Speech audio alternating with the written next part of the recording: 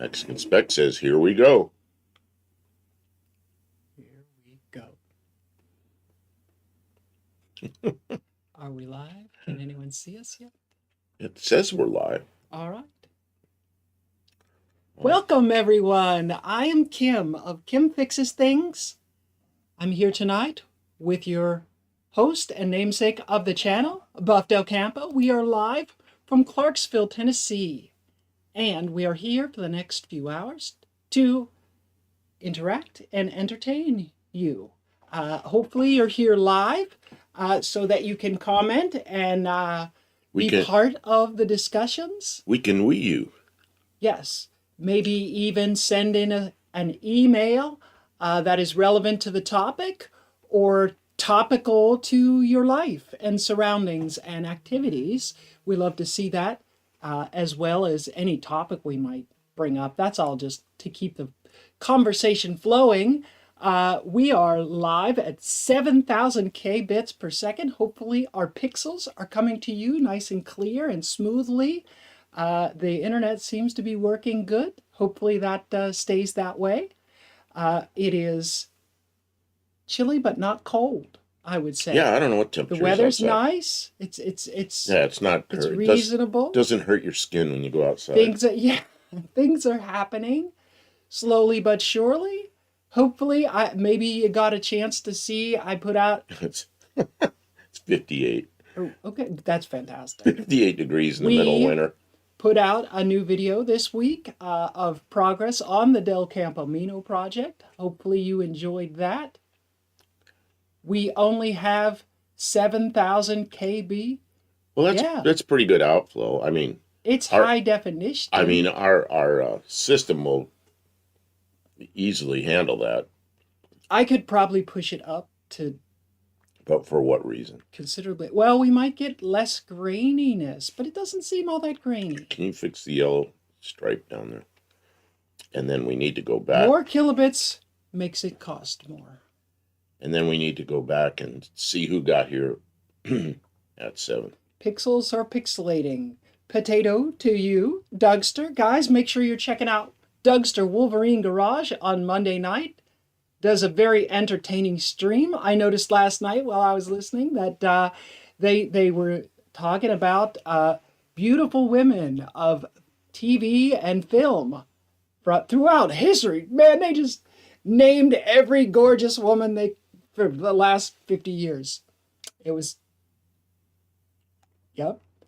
Mr. Cutter Down Garage nailed the 7 p.m. timestamp. I'm going to give him 5 points.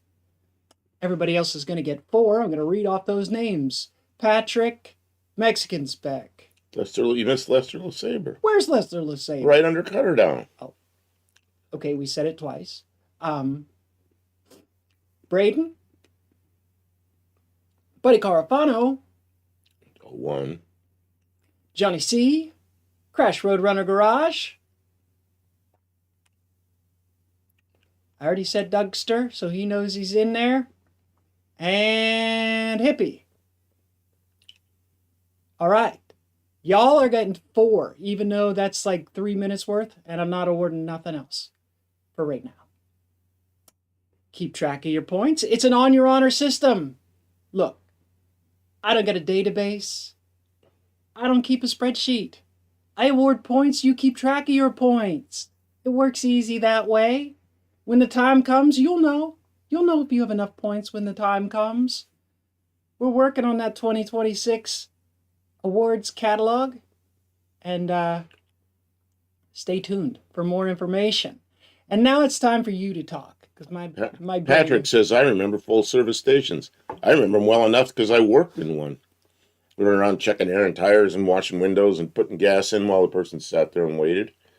And there's a line of cars and you get... Well, I had one island at one station with cars coming in both directions. You just had to just keep going. I worked at another station, had 3 islands, but we had several people. But you had to work more than one car at a time, washing windows and checking oil, and they wanted you to sell oil. And welcome in, Dean. Did you have to pull the dipstick on every car and check their oil and stuff? Lift the hood on every car? most of them we did. Some people didn't want you to do it, but most people, yeah, they. And oil, and the high quality oils like Valvoline or Haviland, the name brand oils, Pennzoil stuff, they were 60 cents a quart. And then the cheap stuff, we had bulk oil, big 55-gallon drum with a crank, and you go in there and they had these glass bottles, and you crank this kind of greenish looking They oil. pump it right out of the ground. They pump it out of a 55-gallon drum. That stuff was 30 cents a quart. I remember there's a woman that came in there in a Rambler American, an old Rambler American, probably about a 1960 or 61, something like that. Every time she got gas, it took 2 quarts of that thick, gooey, 30-cent a quart oil. And that engine was using some oil. Yes. That's back when that's when they pumped it straight out of the dinosaurs. The orange balls, I don't remember that at Texaco. That came from, they said 76 on them. Oh, I remember the ones they were from Union 76. Trust your car, the man with the star. See that one up there behind us? When I was a kid, that was the Texaco sign, and that was in the 50s. I remember being in the car low enough that I couldn't see out the windows unless I looked up. So I saw the thing like OK Used Cars at the Chevrolet dealer and the Texaco signs in the Union 76.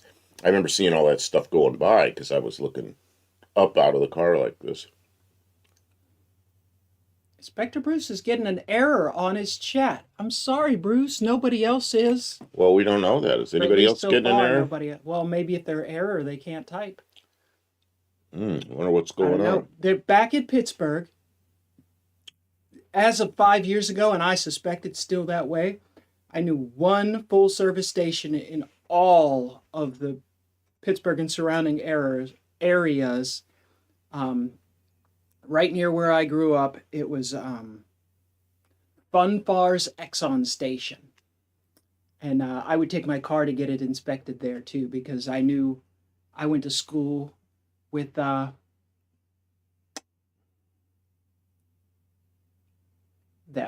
Somebody? The kids of the owners. And yeah, they were nice people, but the gas was like 5 cents more, so I didn't go there all the time. I regret that. I should have gone there every week.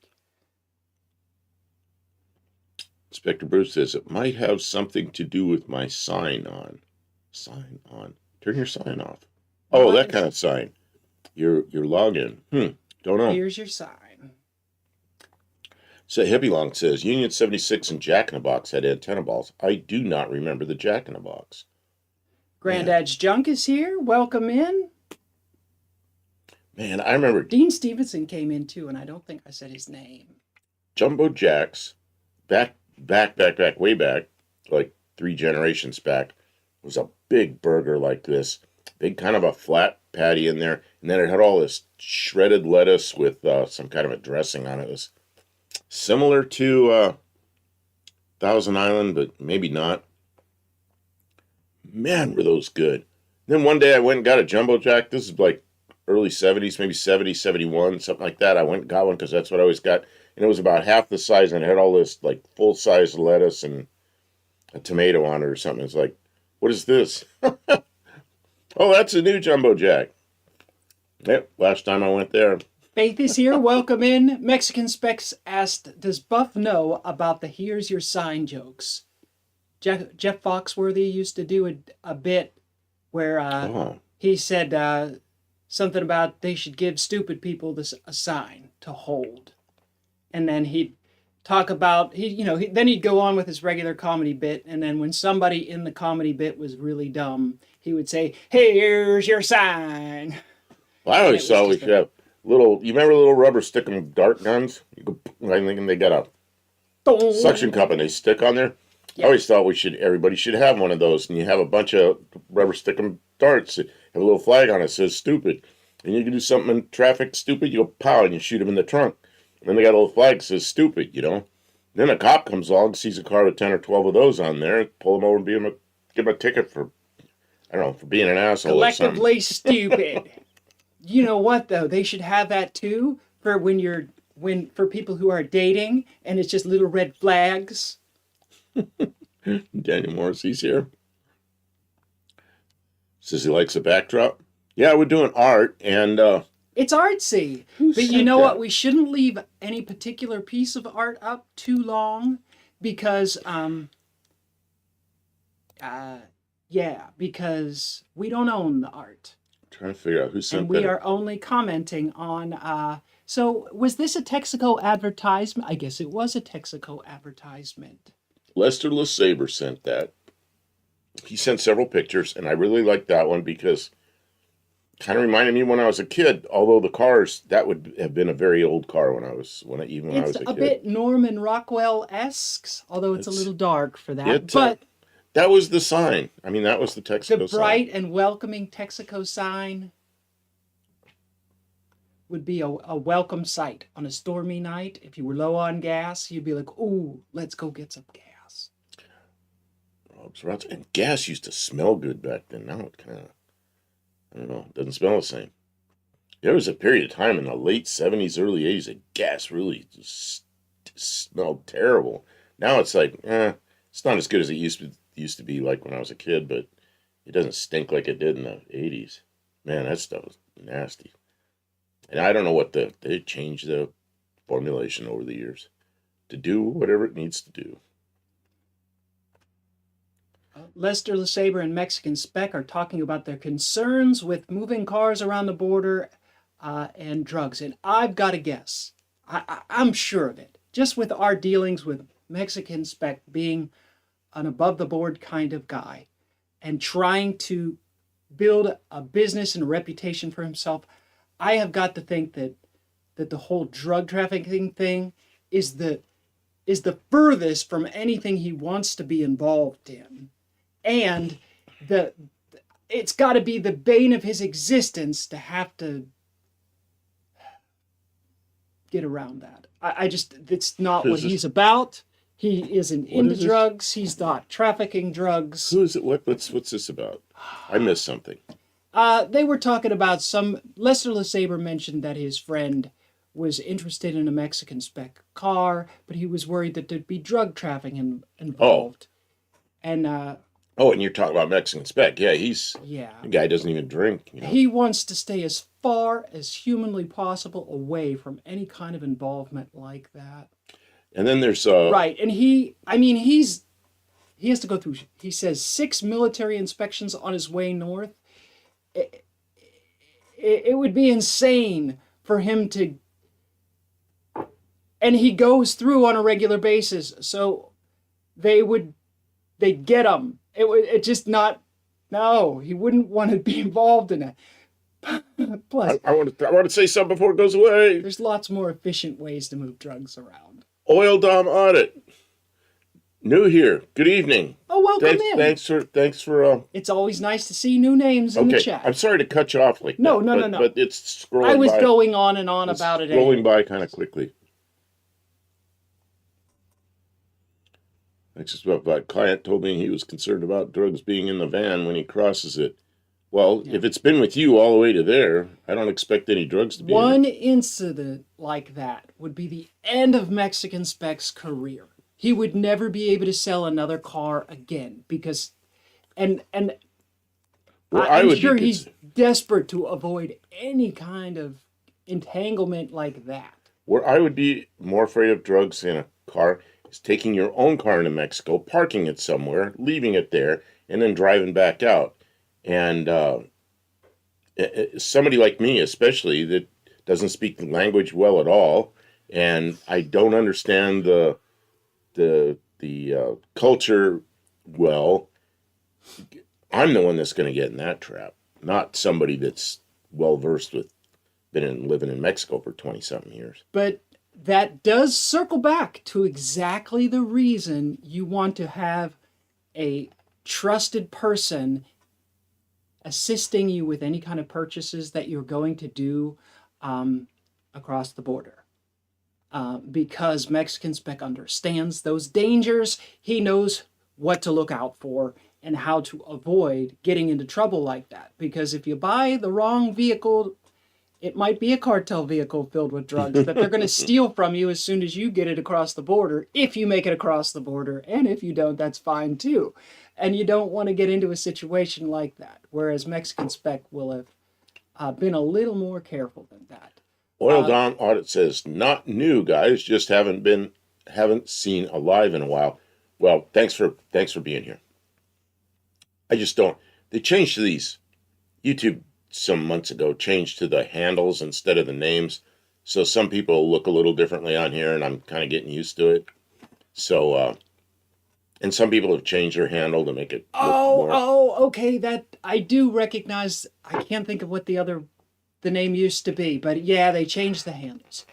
Dougster mentioned something interesting: as full service gas islands is practically extinct in MI. What's MI?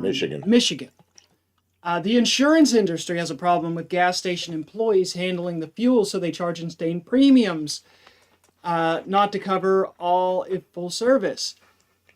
And if you think about it, it used to be the other way around. They didn't want individuals, amateurs touching the fuel. Pump. So now it's gone full circle to where they don't want the gas station. But I could see where if somebody touched your dipstick or they touched your gas cap and then you had a problem, that sounds like liability. Stupid liability. I get it. I mean, man, the lawyers, they mess a lot of stuff up in the world. Buddy Carafano says time to change picture. It is time to change picture. Is that a hint? Well, yeah, I did mention that we shouldn't hang on any one picture that we don't have copyright rights to. Oh, that one's not so clear, is it? No, it's a little picture that I've got zoomed in. It's not a very good scan anyway. It's 65 Dodge Darts in one of their brochures. I see, but it's not photographs of them. It's artwork of them.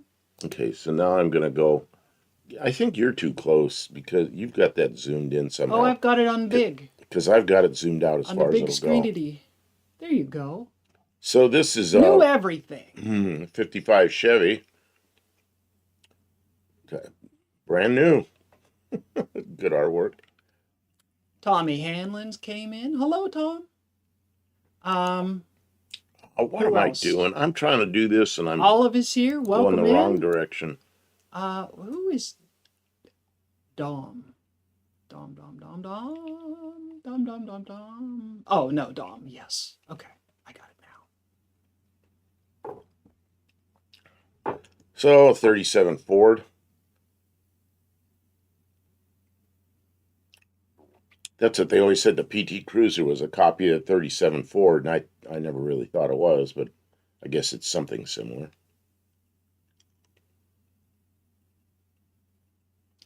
Yeah, there was a time where all the automotive artwork was done with like markers or pencils. We missed a yellow stripe already. Did we? Yep.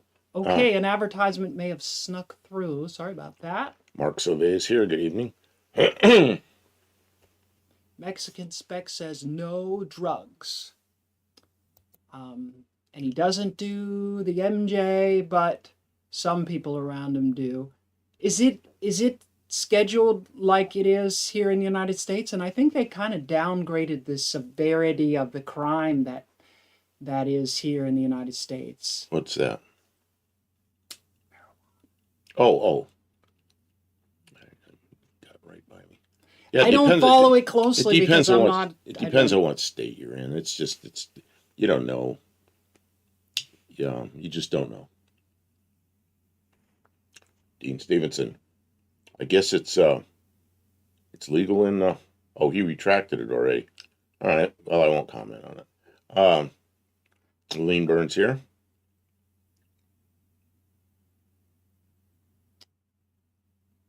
There are worse things in the world. Absolutely. Of all the problems we have in the world today, I think that doesn't rate as felony stuff.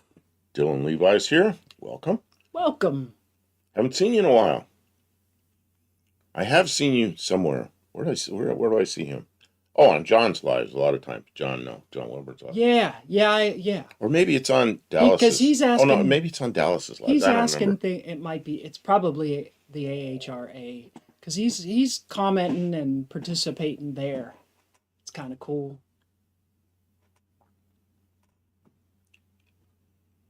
So this is a cord, not a cord, a cord. A cord is a Honda. A cord is its own thing. That is a very simplified drawing of a car. But it really gets the point across now, doesn't it? Buzz. You get the styling. Buzz is here. Good evening. That's back when there were people who were full-time artists who drew things like this for marketing and for display and stuff like that. They made a living. They went to work every day, all day, to do stuff like this. That's a nice drawing. I used to draw cars like that, right from the side. And when I was in school, I did, yeah. Pencil line drawings, and I never colored them.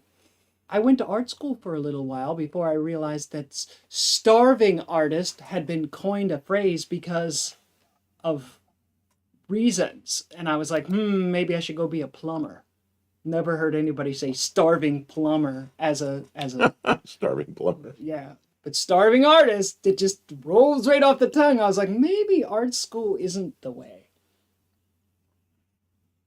I didn't know Amelia Earhart had one of those.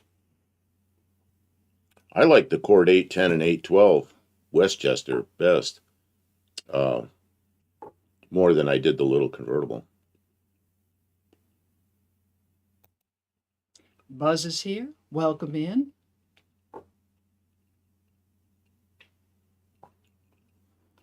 Haynes. Now, Dylan, what did Dylan say he's bringing to No Name Nationals this year? They're working on different cars. Things. Yeah, they're working on. Well, I would expect his Laguna to be there, but I think. Well,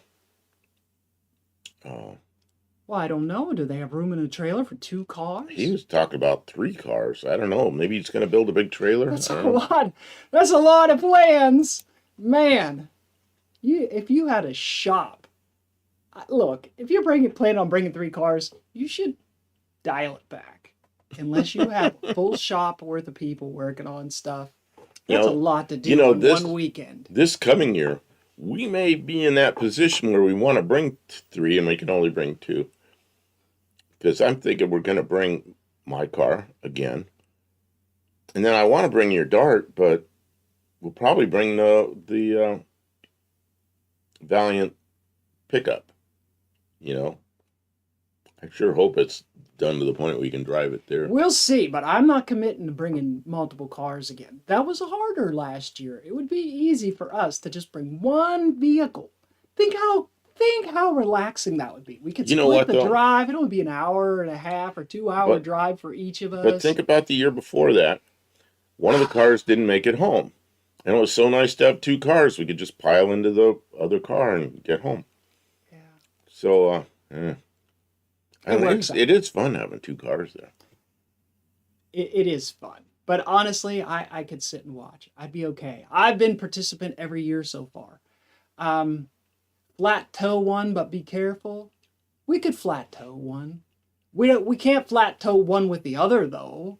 I mean, you need a truck because you need the braking and the weight of the vehicle to flat tow something. You have to have a substantial vehicle in front.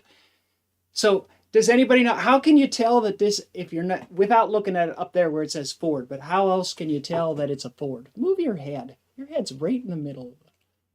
Here you go. Now you can see.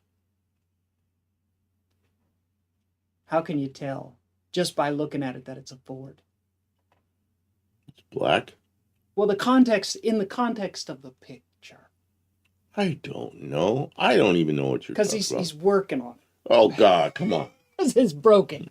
No, he's getting something out of the trunk. Okay. I know. It was just my gag. Faith had a chicken Caesar salad. Did you make a short? Todd Saw is here. Welcome in, Todd.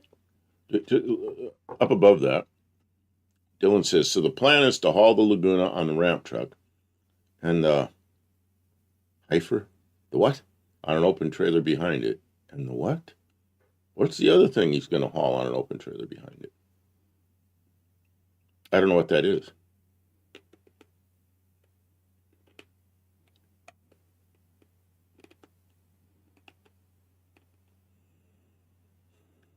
Daniel Morrissey says, that was funny, Kim.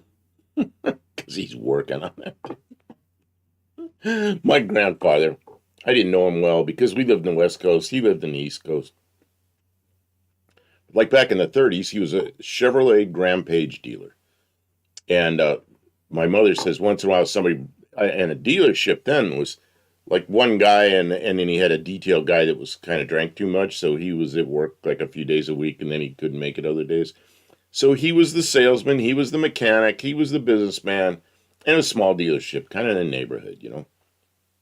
And he says, she told me, she goes, sometimes somebody'd come in a Ford and go, I don't work on Fords. I don't like Fords. I don't work on Fords. There's a Ford garage down the street. Take it down there. I guess he didn't like Fords. That's crazy. Oh, Levi says that Brooke's Triple Crown entry is her pick-em-up truck. Oh, okay. Oh, that's cool. Okay.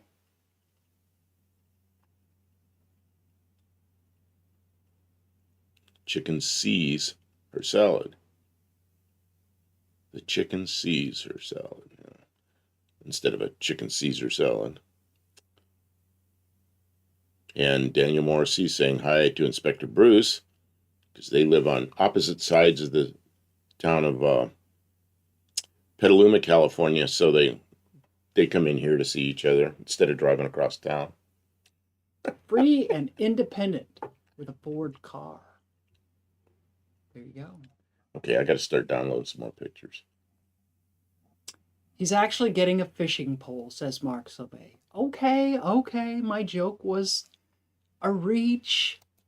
It was a reach, but we always like to make fun of the Fords, don't we? Don't we? Isn't that a thing that people do? I'm mostly a Mopar person. Mostly Mopar, like 51% Mopar is basically it. The rest is Ford. My van is Ford. His van is Ford. Your car is Ford. Wait, that's 75% Ford. We need some more Mopars. We have 2 Mopars. Is that all? No, we have all those trucks. We have all those trucks, and some of them run. Count? Some of them run. Some of them don't. Some of them run? No. The green truck runs really good. The white truck runs. It has oil pressure now. Did I ever tell you guys that white truck, the one that I cleaned polished the bearings with the motor in the truck, I polished the rod bearings with a shoelace, and then it didn't have oil pressure and it was a piece of junk. We figured out why it didn't have oil pressure. It was because I took 2 of the push rods out and the lifters popped out of the lifter bores, and that was making all the oil drain out. So I put the push rods back in. You're really telling a story that people are going to wonder why you're taking the lifters out. I know, it's too big of a story. It's a story, there's more to it than Anyways, that. Why would you take the lifters out? I was able to make it have oil pressure again, and it runs. You could drive it around. It doesn't overheat. It does all the things that a vehicle would do. Now, I wouldn't depend on it because the crank was chewed up bad. You can make a Ford run, but a Mopar is born to run. I don't know. I've had both of them broken down before. I've had both of them running before. Right now they run. My car... Oh, that's right. The Bronco 2's a Ford. The Bronco 2 as well. The math isn't mathin'. I don't know if we can claim 51% Mopar. I keep thinking we have 2 Fords, which is my Ford and your van, and then my van, but it's sitting still. So, but it's adding up to a lot of Fords. Chrysler 300. That's at least 1% Mopar. Oh, it moved its way across the yard. It doesn't even have steering. She had to pick that up with the engine hoist. We have an engine hoist that's bolted to a tow dolly. That's a pretty nice tool. So she just lifted it up, towed it across the yard. That's pretty good. I didn't know if that would work. I had to try, though. So, this is art sent in by Braden. Oh, pinup girl on a Vespa. Indianapolis. You can tell it's going fast because of the swooshy lines. May 30th, Zoom. 1914. Over 100 years ago. And there was how they used to race. The mechanic rode with the driver. Can you imagine that today? What, mechanic, you're getting in the car with me. Wait a minute. What's he going to do? Crawl out and work in the engine while they're driving if something goes wrong? Chrysler 300 is a Mercedes. No, honestly, it's got Chrysler stampings all over it. It's at least 1%. It's like Half a percent. All the aluminum stuff that was on the Mercedes is all steel on the Chrysler. But it is very similar, yeah. Same design. It's a Mercedes design. Yeah, Levi says, but when I'm pulling lifters, it's usually because the rest has self-exited the rest of the parts. Yeah, then that's not fun. We were trying to make the V8 engine into an air compressor. She was using 2 of the cylinders to compress air and the other 6 to run the air compressor. I figured it'd still have, about 100 horsepower or something like that? It wasn't going to work, but we figured out another way to do it, so we'll do it the other way. We're never going to do it. Why not? I think we could with that engine, but I don't know. Because I don't want to create more work for us. Didn't most drivers start out as mechanics? They could have. You know, I used to do something with, if somebody started doing something marginal on an airplane, I go, you know what? I'm going to be testing this airplane and you're going to ride with me. And they like, okay, so let's do the job right, you know?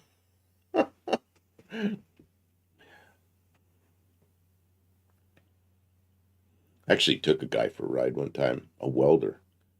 And it was a single place airplane, but there was some room in the back where there was no seat. And I said, here, I'll tell you, I'm just going to drive around. I'm just going to taxi around. And it was a private airport. So I was taxiing down, well, all the way down the runway and turned around. And I was going to taxi back and I bumped the throttle up a little more and bumped it up a little more and I raised the nose up. And then the mains came off the ground and I flew along, I don't know, a couple hundred feet like that, just like inches off the ground, then pulled the throttle back, bumped it down on the ground again, and rolled along. And he's just back there holding on to some tubing. And he goes, man, it's been years since I've been up in an airplane. I said, we weren't up very far, you know. Oh, man. Olive says it's like sidecar racing. He helps shift weight. Didn't Tony used to make Uncle Kathy do that? Shift her weight when they're launching? Well, it's like me. He put me in the back of Bottle Rocket on the right-hand side in the back seat. There's no seat belts or anything. I just get in there. He's going to drive from the pits over to the other side of where you go onto the racetrack. Except we're in an area where there's not much else. We're way off in the side of the pits. You better tell this fast. And it's paved. It's paved. So he jumped on it, did a wheelie going across the pits with me in the back seat. But I think I was there to give him more traction. Because that's why I was in the right side. Lester the Saber said the mechanic pumped the fuel tank. Wasn't the fuel tank above the engine on these cars? Oh, God, I don't know. They pumped it manually? I don't think. I think it's like a wasn't the Model T, wasn't the fuel tank like right at the cowl, so it was above the engine, so it was just gravity? Hey, it's the Michelin tire guy. And he's getting a tire out of it. Oh, that looks scary. Oh, we got ads again. What's the deal? They're not putting the yellow line in, or we're missing it? We're just not staring at it. Mopar K's here. Good evening.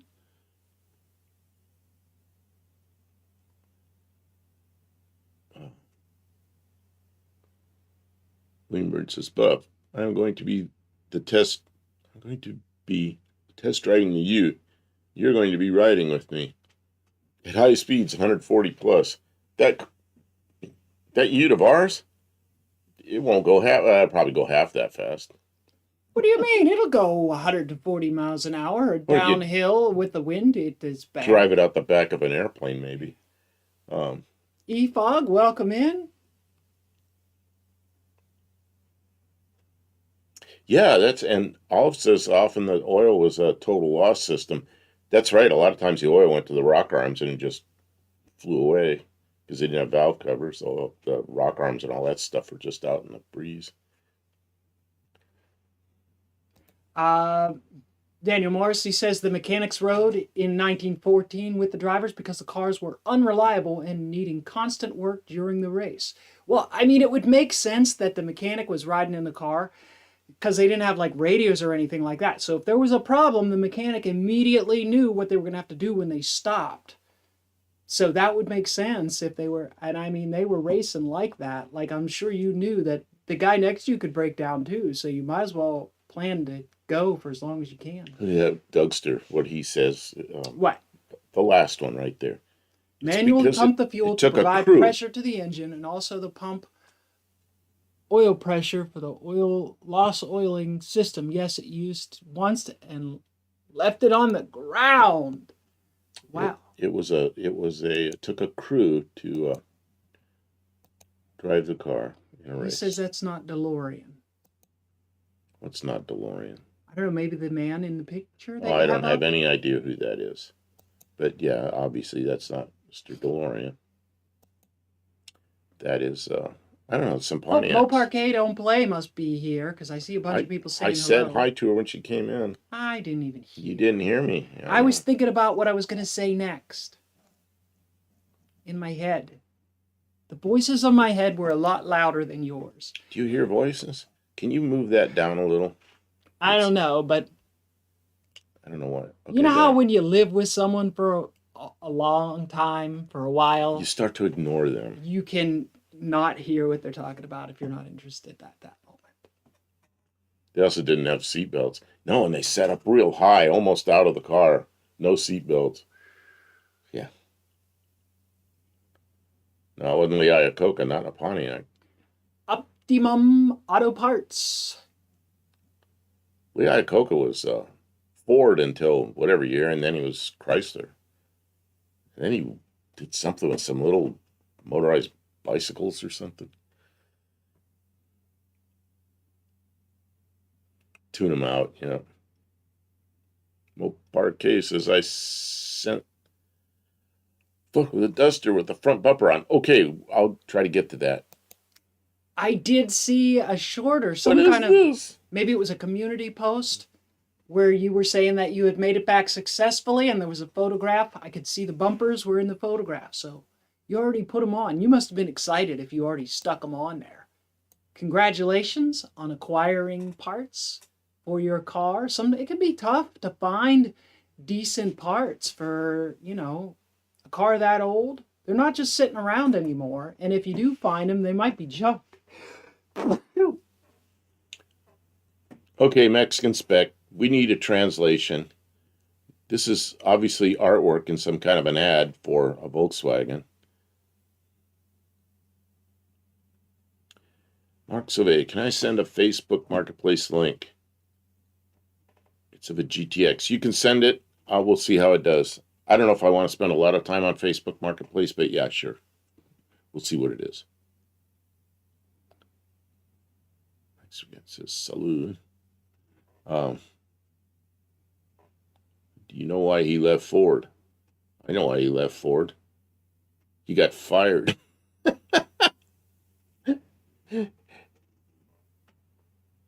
Hank the Deuce. Henry Ford II fired him. That was a mistake.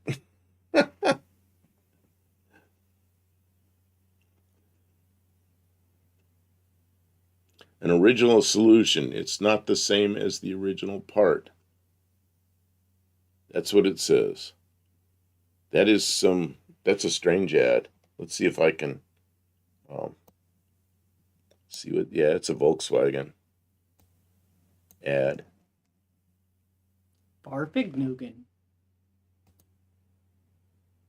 What the hell is that? Will cars fly by 5024?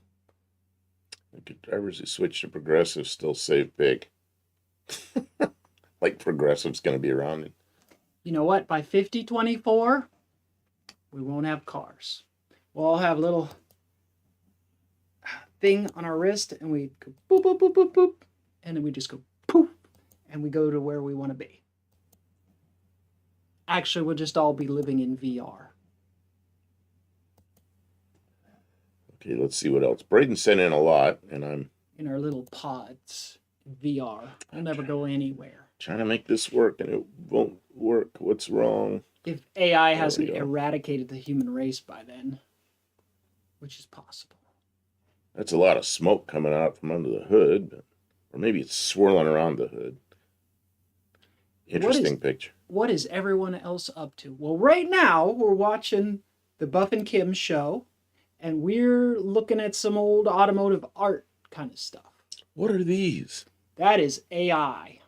That is That's a like 3 headlights on each side and like Retro this futurism. this V-shaped thing. I don't even know what kind of car that is. Down the side of it, it kind of looks That's like how you can tell something. it's AI. Well, Because somebody just drew it. Somebody no, penned that, and it looked like something like a car to them. maybe, but I don't think. I do. Okay, what happened to the left front wheel? That's a art style.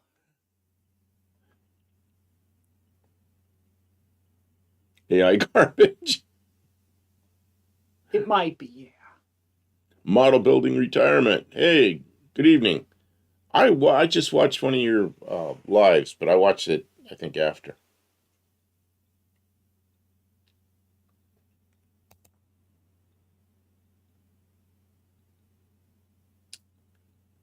Oh, that is actually looks like a painting, but that's a picture.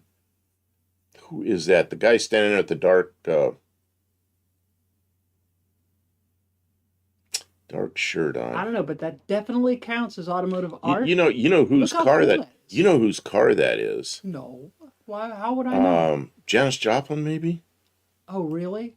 And Come on, they've made that into come look on like and art take it. Take at another but little that's a piece of my photo. heart now, baby. Oh, ah, grab Ball this. joint failure even on a Ford cartoon.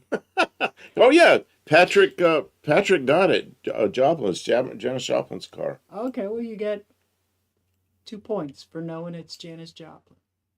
Take another little piece of my heart now, baby. That is a like some auto stylist drawing something. Mm-hmm. Mm-hmm. Oh yeah, and It's a all it lot of says glass. it's a Chrysler brother painted maybe over that. Painted over that.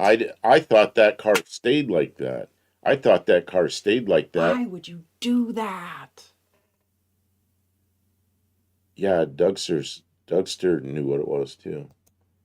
Oh, well, you also get the points then, Dougster.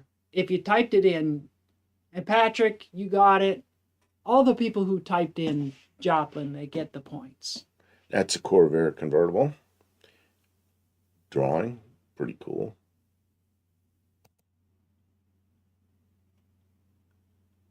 No, Moparquet, we want to see the pictures. We always want to see viewers' pictures. So if it's your car, your cat, I'll get to it. your I'll get to it. workshop, I'm something you stacked did up on your here. channel, a link to your stuff, all that stuff is always the topic.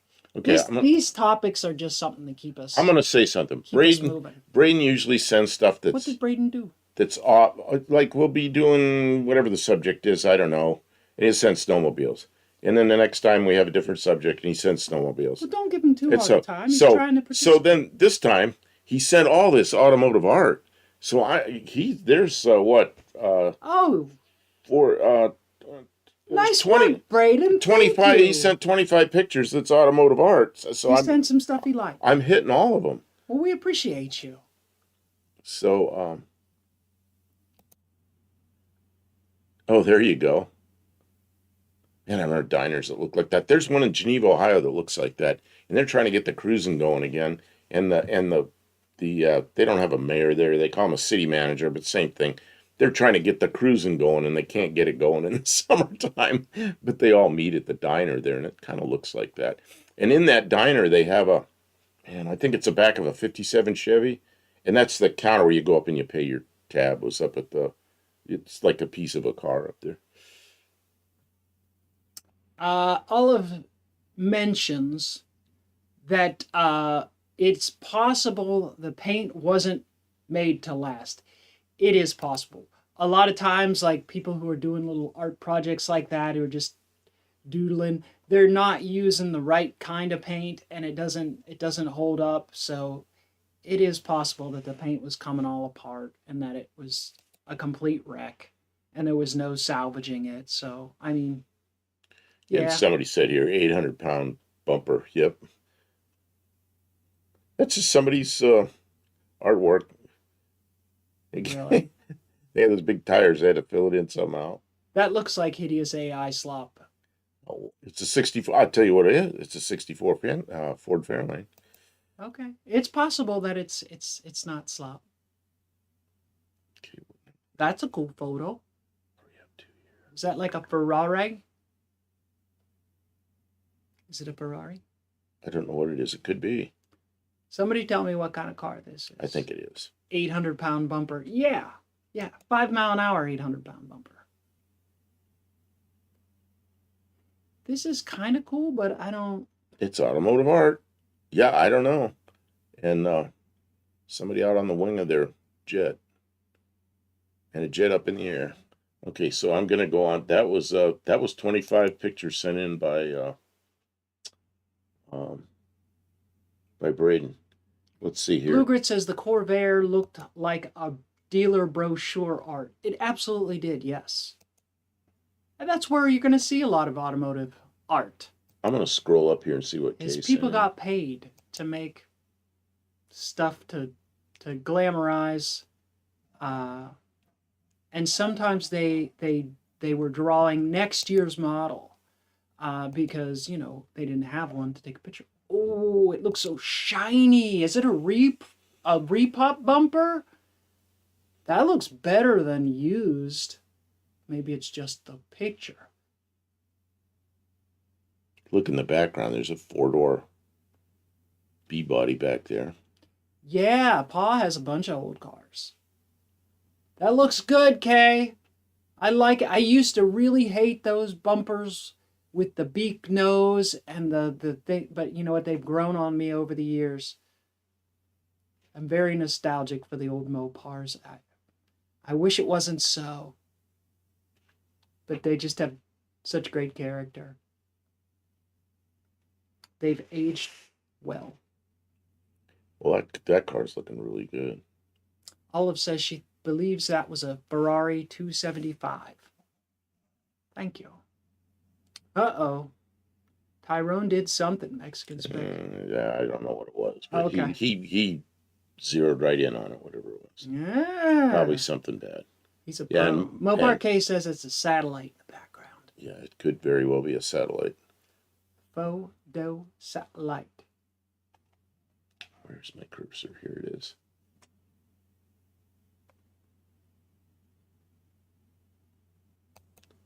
Your car's looking really good, Kay. Is it running good too? You got the new carburetor on, I think I saw. Do you like how it sounds with the new carburetor? It's a 74 bumper, but only some will know the difference. Most people won't know the difference. And if they do, you tell them, yeah, when we find the right one, we'll change it out. But it looks good. It fits the car. Mark Sauvé sent in something here. It has to be with articulating, double articulating. Oh, the ads are coming in without us seeing that.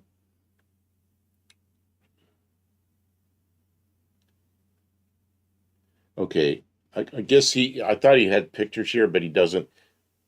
He says to look at the trunk on the Chrysler 300 to get an idea how to do the double articulating hinges. Oh, we might be able to steal the hinges off of it.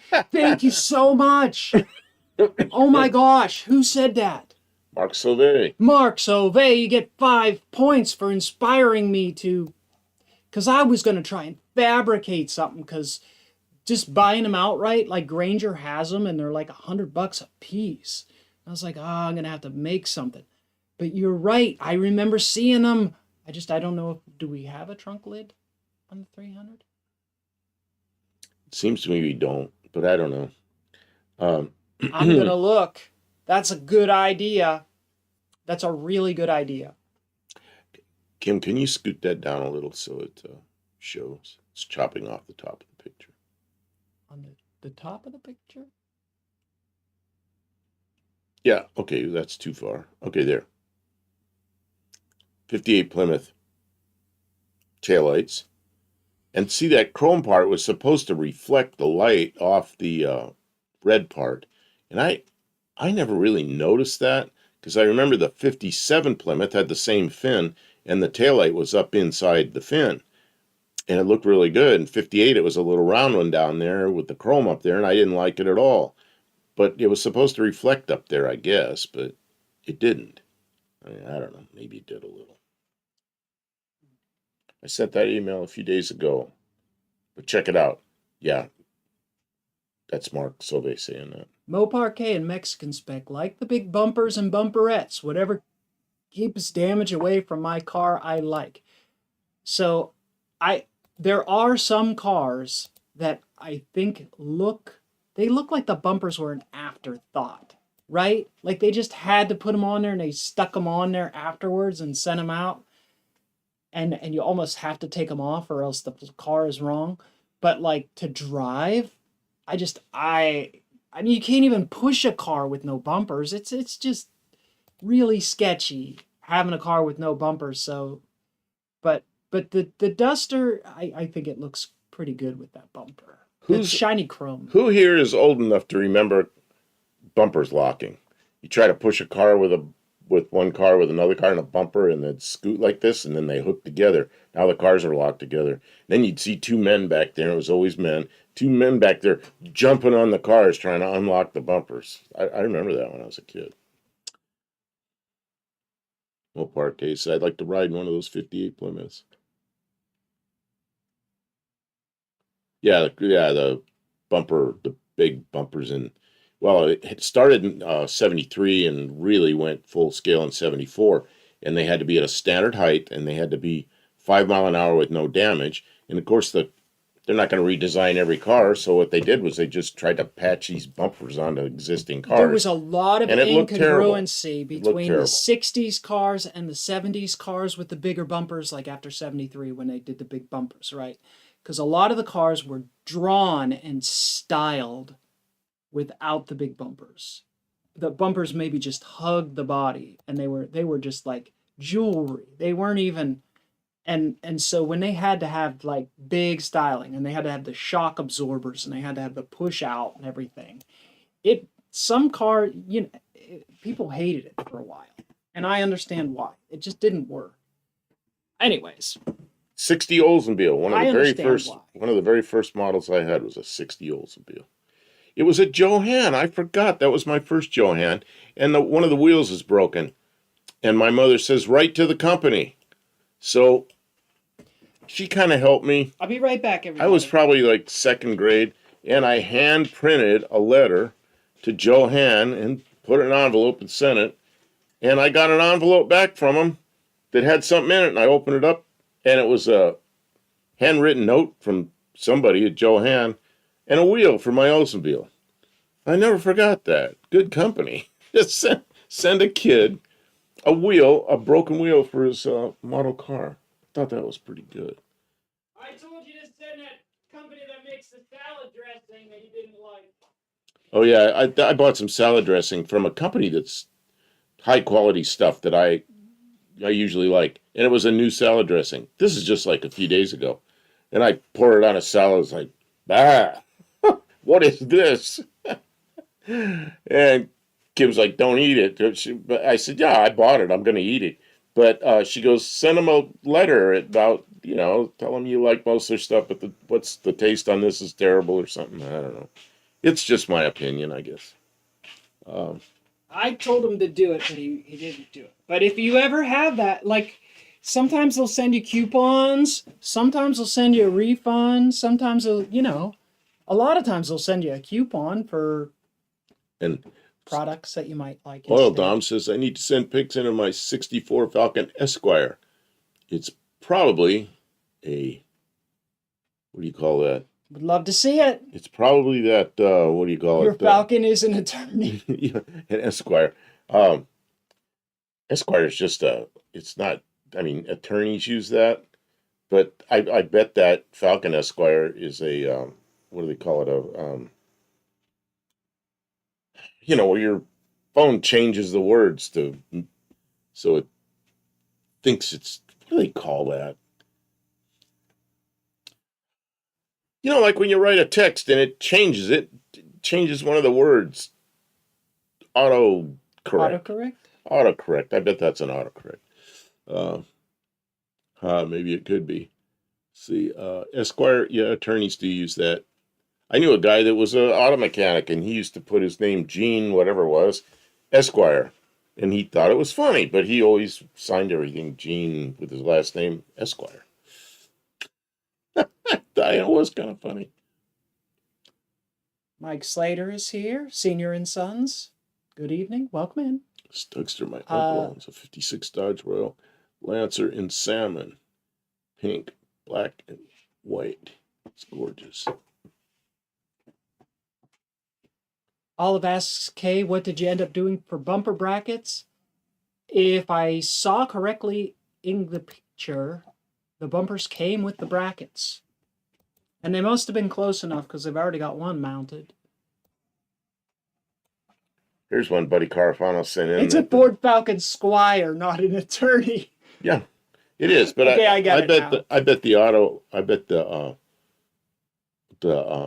yeah, it's exactly what I thought it was. The autocorrect grabbed it. I've had autocorrect really make a mess out of stuff. That's a cool art car. That is different. I painted a couple cars funny at one time, but I don't have any pictures. Senior and Sons, waving at everyone. I already said hello. Oh, I just saw waving at everyone, so I thought I'd wave. Mopar cases. I did not want to take bumper brackets from the darts and put them on the Duster. Problems for later. Well, yeah, then you have to find the right one. Yeah. Oh, it's good that you were able to find the right things or something that works. There's the place I have on the thumbnail before everybody painted the cars. Or maybe there's a row of them that isn't painted. I don't know. Cadillac Ranch. No, I think they're all painted. Well, did you see the thumbnail? My thumbnail photo? No, I didn't see the thumbnail. Oh, people have come along with spray can and defaced them, but then that became the thing to do. And there's one down there below it that shows, and it kind of became, that's what it became. And the picture I have up is not this picture, but it's similar to this picture. So that's what's happened to Cadillac Ranch. And the paint's probably half-inch thick.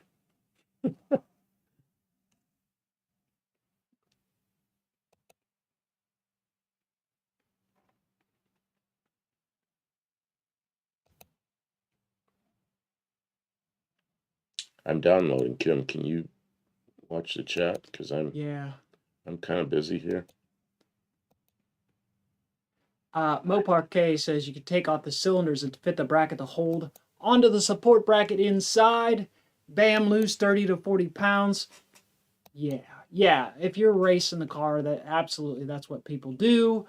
And also you can, the bumpers like wrap around and they have an inner lip, and you can trim the inner lips of the bumper off so it's just the face, and you can lose a bunch of weight there. But obviously it does affect some of the actual functionality. Like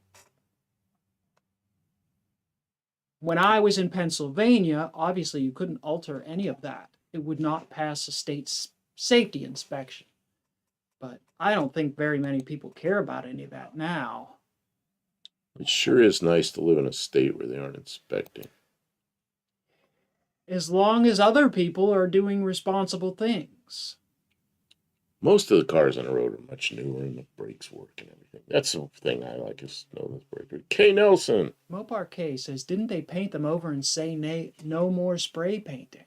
Oh, I don't know. I don't know. I didn't hear that, but I know I saw like Pole Barn Garage when they were painting, and that was just a few years ago, but anything could happen. It's like Mexican Spec says, they sell paint there. You're supposed to do it now. Well, they did sell paint there. Maybe they changed things. So, I don't know.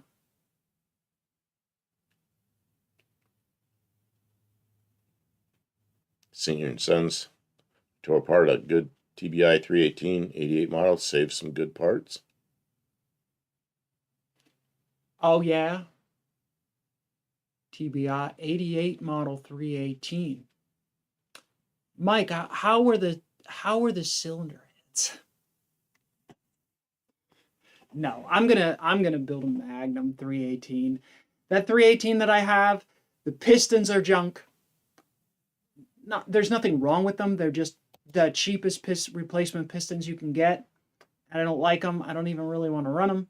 And then the cylinder heads need guides, and one's got a cracked seat, and the other seat is reseated, so it needs guides and seats in the cylinder heads, and it needs pistons, and it's like, whoa, that's $800. Like, I'm just no. I build a Magnum. It'll have a roller lifters and the better pistons and the better cylinder heads from Go. So, hey, your car has, and your parts car both have aluminum bumpers from the factory. They do. That's pretty cool. And I have thought about painting them, and I have thought about not painting them, and I don't know what I'm going to do. I would clear them. Right now, I'm not going to do anything. I'm going to still fix like some mechanical stuff. But right now, that car is so nice. I went to a doctor's appointment. Went out there, got in the car in the morning, cold, pulled the choke out, bumped it in just like tiny bit, because if you leave it all the way out, it doesn't start. Completely blocks the intake. So turned the key and I went, boom, started up that quick, like a half a turn. Started up, start easing the choke in, and then drove off. Block up the street, push the choke the rest of the way in. It is so nice to have that car just running like that, because it hasn't always been like that. Up in Pittsburgh, there was a busted knuckle transmissions. Was there? Mm-hmm. Look at John Cope. Does he have busted knuckles? No. That's because he's smart. He doesn't break his knuckles. He learned his lesson. I still break my knuckles on stuff sometimes. Dougster is reciting let's see your hands. How are they doing? Because I know you smashed your hands up a couple of times. They look all beat up.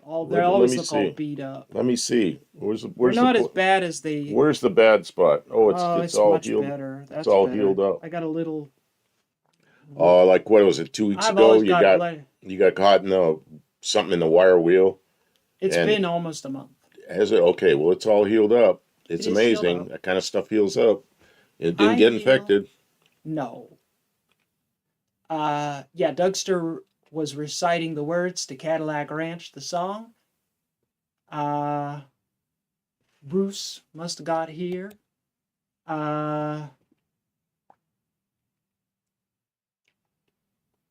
Okay. Who knows what kind of truck that is?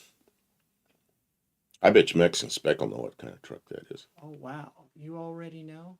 I know what it is. Oh, we've got lettering. I love some good lettering. You know who gets good lettering on their projects?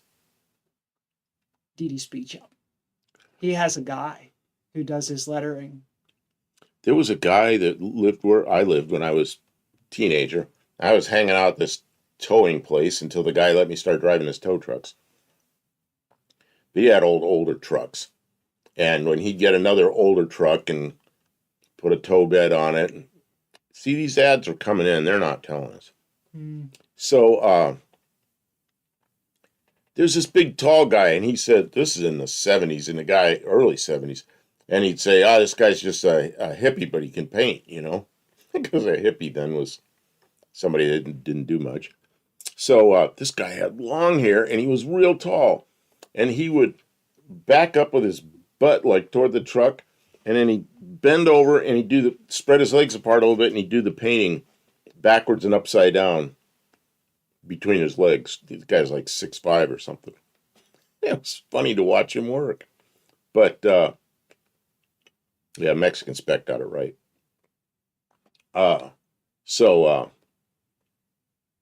He'd paint everything upside down and backwards. And it turned out really good. Place was called Martin's Towing. Martin passed away, probably 30 years ago. Oil Dom says they keep saying PA is doing away with inspection, but until I see it, I don't believe it. Of all places that probably need to have some kind of inspections, Pennsylvania, I have seen the wheels come off in accidents because the frames were so rotten that they, like a bad jarring. See, you don't have that. Just fall apart. You don't have that problem here. Yeah, yeah. It's a lot. Even a poorly maintained vehicle here is probably safer than up in Pittsburgh. The rust, the rot, it makes cars get unsafe, like very unsafe, like a hazard to other people. Stuff falling off, and in a minor accident becomes a serious thing because the car actually breaks apart. Like they do need to look at those cars on some kind of regular basis, and you would think, well, don't people just want to be responsible? It's like, no, at some point, people just don't even care that as long as it's still moving, they'll keep going. And you have to they have to stop people. They have to be like, no, you can't drive this anymore. When I was in Ohio, and I was in Northeast Ohio, tremendous rust problem there. I worked in a place part-time. I had my own shop. And in my shop, I did aircraft parts, but then I also had a lift, so I did some automotive stuff. And there was a woman that worked at where I worked. She was just worked on assembly line. And she came in, she had a Honda Accord, and she needed a muffler because it was all rusty and falling apart and hanging down. So I put it up on the lift. And underneath the car, it's a unibody. There's a thing like this, shaped like this, cross section. It's like a U. It's like a U with like tabs sticking out, and it's welded to the bottom of the car from front to back. It's the equivalent of a frame rail. And that thing had been filled with salt so much that it was completely rusted and gone. It was just two little things with tabs down like this. That whole bottom section was rusted away. It was gone. And I told her, I said, I could put a muffler on this, but what you need to do is find another car. This thing, it's not even safe to drive. And she was crying and she left. And then she came in a few days later and she's mad at me. She's angry. She goes, well, I took it to one of these big chain store operations that does mufflers, and they put a muffler on it. They not only put a muffler, they did the whole exhaust system from the engine back out there. It was $700 something, and she was mad at me. And I'm thinking, she's still driving that thing around. If she ever gets hit, that car's going to just break in half, Yep. And it's Instead dangerous. of making a reasonable decision, she went and put exhaust on. Well, They no, did not do her they any didn't care. favors. The place that made the money Right. didn't care. Didn't care. They just stuck it on there and took her money. And I felt bad for her because she spent $700 on that car that's just... Great. Now you have an exhaust for a car that's going to fall apart. Oh, next and year. she ended up mad at me. I Well, don't know. some people you just can't reach. These are all... I remember being up in Pittsburgh and you'd be working on something. People, well, can't you just weld it? And you go, to what? To what? There has to be steel to weld to. Like, remember when I was working on my van and I had to replace the shackle, the rear spring shackle? And it was nothing. It was just falling apart. I had to drill out the rivets and take the whole hanger off the back of the frame. Just before I met you, I was still working in Maryland. It was 2022, so that was not that long ago. There was a guy in there working on a 64 Falcon, not in the shop, but he's working on it at home. And he's a guy that does a lot of... He has an 8th mile Fox Body Mustang that runs like in the 5s. He's a smart guy. Fast. So he's underneath this Falcon, and he's gonna undo the I don't know, he's working on something on the rear end. So he jacked the car up by under the rear end, under the pumpkin, put jack stands under it, and he's under the car and he's slowly lowering the rear end down. So now it's going to hang by the leaf springs like this.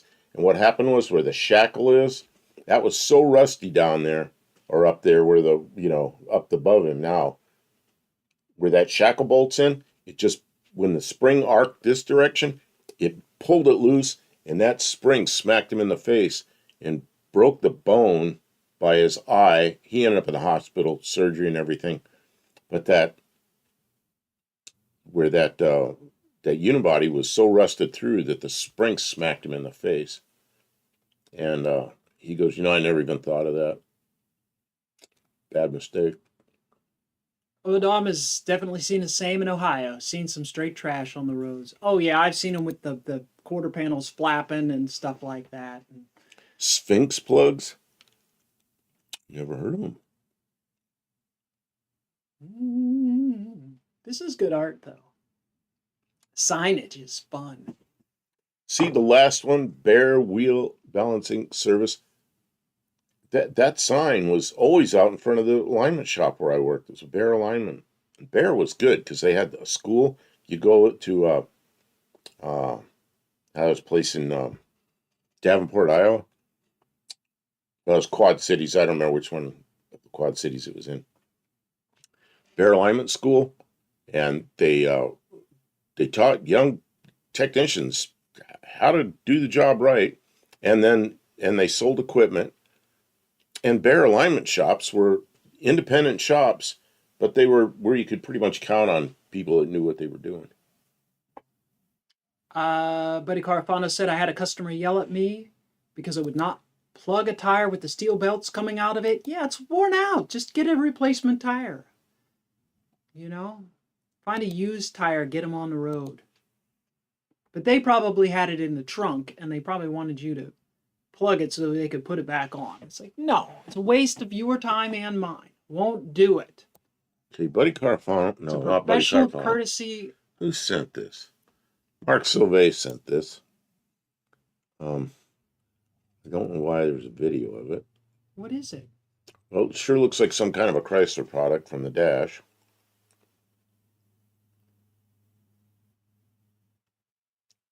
Okay, what you want to do? I'm gonna click on this to go to the next one because I don't want to watch the whole video. Oh, okay, there you go. So he wanted us to see this car that's Oh, for it's sale. a listing. This is a marketplace listing. I usually don't do marketplace listings, but we have done it sometimes. So I'll do it. I don't want to do a lot of it. It's a 68. You know I can tell? Because the little round light Little round lights I like. Yeah, we have a bucket full of them here. that we're supposed to give back to Ray someday. Gotta draw that. I gotta draw that. One more thing I gotta do. You 3D print them. That's what we should do. Ew, it has truck nuts on it. That's weird. Truck nuts. I don't understand truck nuts. Where does it tell? Ray Barton Speed Shop. I can't see. Scroll up. It's just, I'm trying. It doesn't do that. Maybe it's that thing. I don't know. What thing? I'm trying to scroll up Here.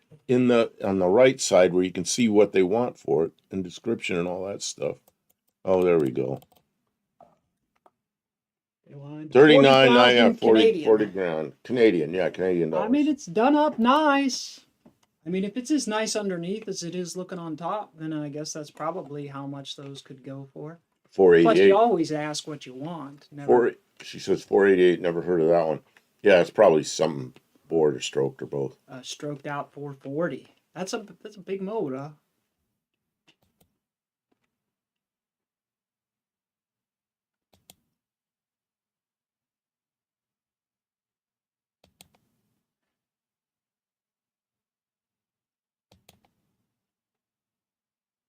Yup, it's got all the things. That's unusual seats. Unusual seats in that, yep. The interior is custom in a strange and foreign way. Oh! Mike Slater had to step away for hot tea and homemade oatmeal cookies. Very nice. Oh, man. Oatmeal Speaking cookies of are good. Cookies, I have oatmeal cookies, but I've been making icing to put on the cookies. Okay, so we have that. I think we're done with that. Okay. Pretty neat car. Okay, so now I'm going to get back to... Oh. Faith sent a... Picture with her kitty. I haven't gotten there yet. Almost. Let's see if I can do it. Okay. Oh, why doesn't this cooperate? There's Faith. Hi, Faith. Hi, Kitty. They are old side marker lights. They come from Ray from 38 Racing. Yeah, and the reason I have them is I'm supposed to draw them up in CAD. You I said you wanted were to going to do do it. that. I want to do it. It's been over a year. I want to do it, and then I've got a guy that's going to make them because nobody makes them, and it's just one more thing, you know. I need to do it. I know. I need to do it.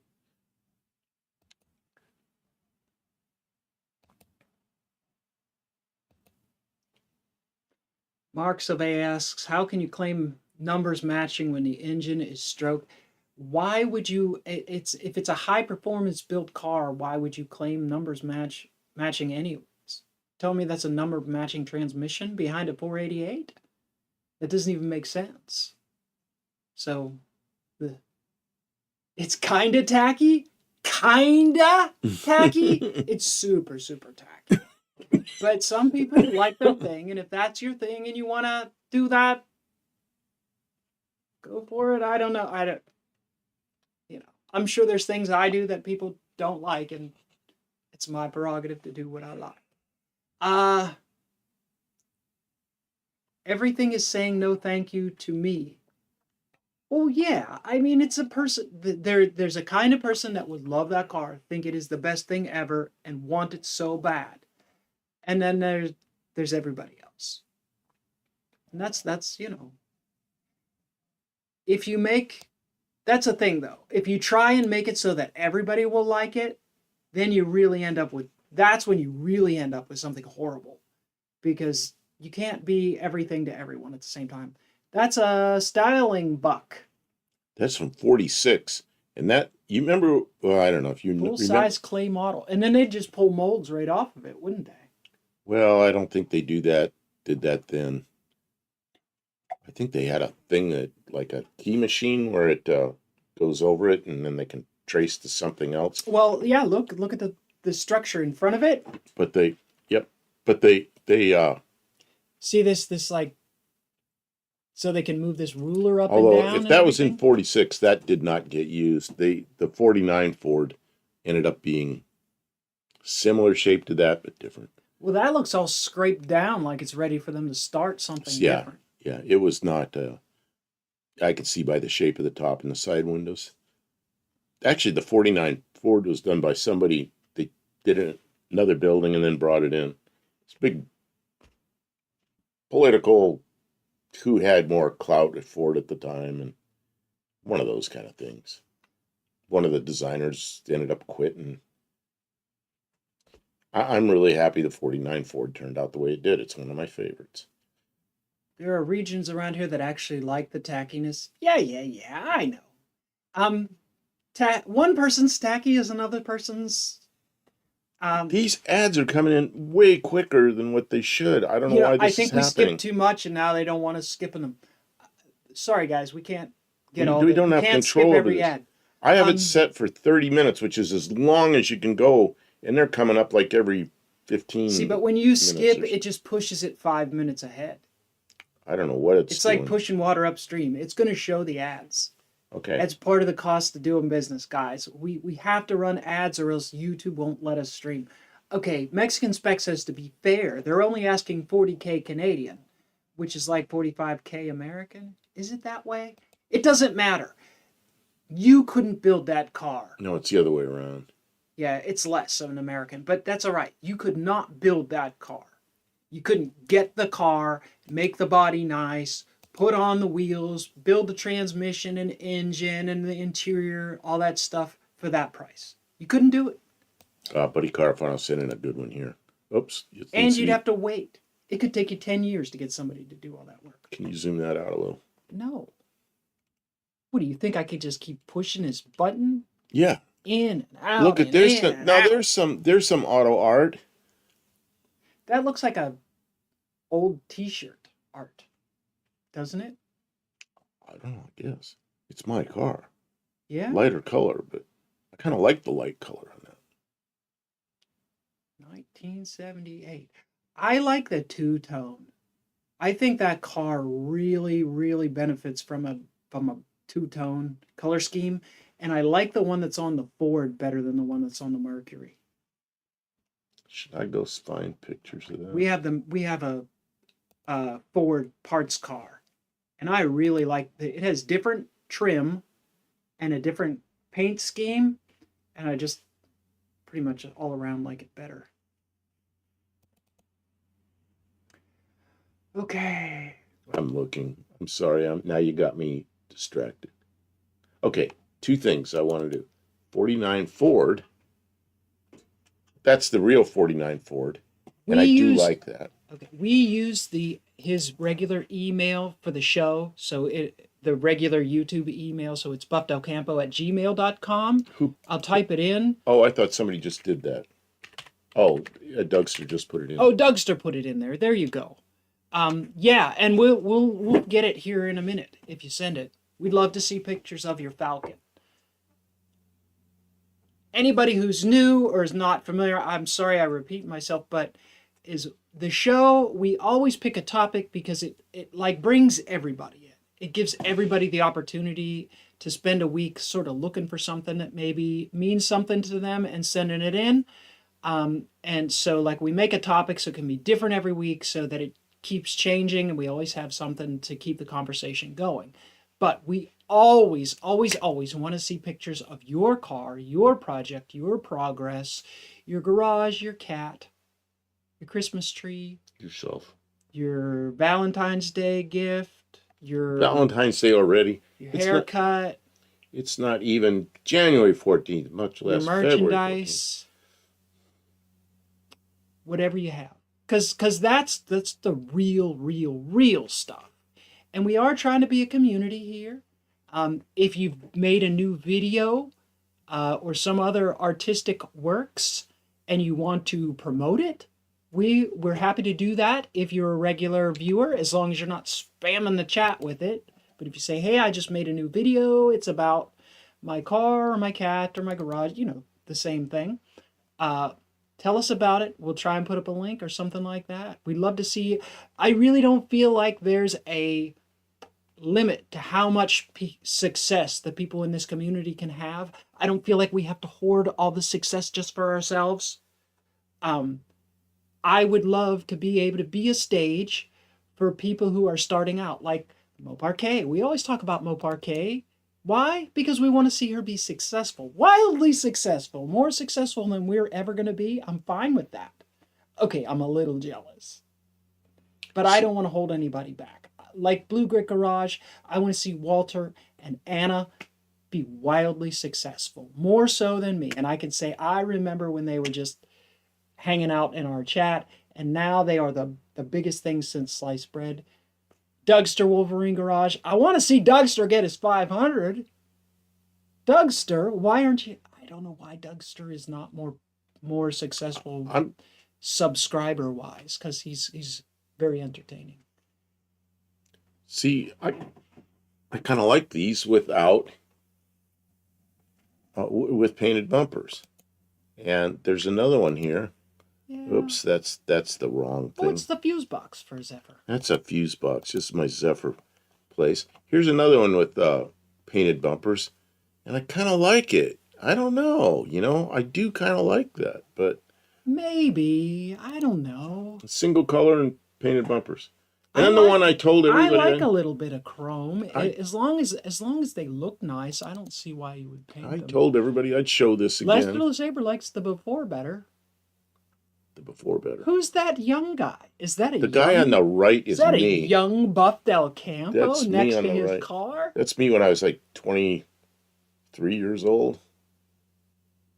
Yeah, that was one of my cars. And here's another. I don't have a picture from the side. No, Parquet, we enjoy just having you here. And just having. That's Buff Del Campo. Not the guy not this guy, the guy way over there. Wearing the same gray sweatshirt that he's wearing today. All of a sudden things started not working. Why? Tunnel ram? No, it's some kind of dual. It's a cross ram. Cross ram. Okay, that's the wrong direction, obviously. Mark Sauvé says those bumpers are also shaved. That's the other picture. Okay, something here.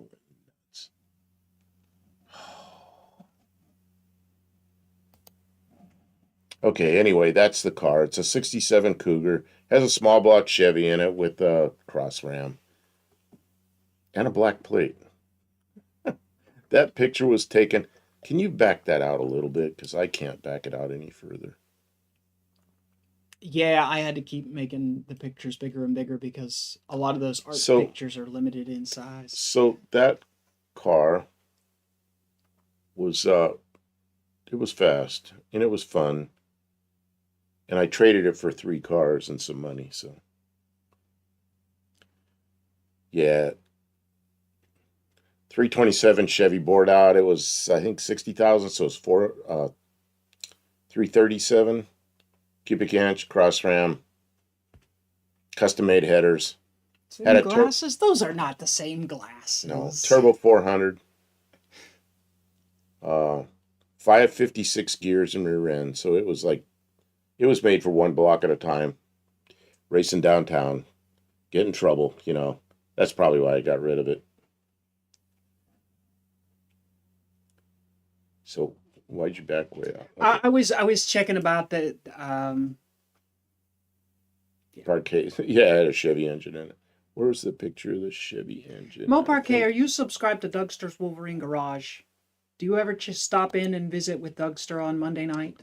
What the heck? Should absolutely do that. Why did it miss that? Dougster is a really entertaining guy, and we enjoy him every year when we see him at No Name Nationals. I'm not making sense out of that. And he's so close to being able to. Oh, are you opening up the? No, it did that. That's the error. I want to get rid of that. Okay, you can close it. See how there's a little close button there? Up here? No, in the center of the screen. There you go. It'll go away. I want the whole stupid thing to go away. Okay. There, okay. Because I clicked on the picture and I don't know why it brought that up. I'm going to try it again. He's now live it's doing it again. On Monday nights, Mo Parquet. Why is it doing this? There's the engine, but why is it bringing GIMP up every time I open a picture? Okay. Something's wrong. Yes. It's not behaving normally. Okay, because somehow it's changed. You've changed the settings. Yeah, there's probably an update, and it went, No. We're going to give you this now. No, it would never set GIMP as the default.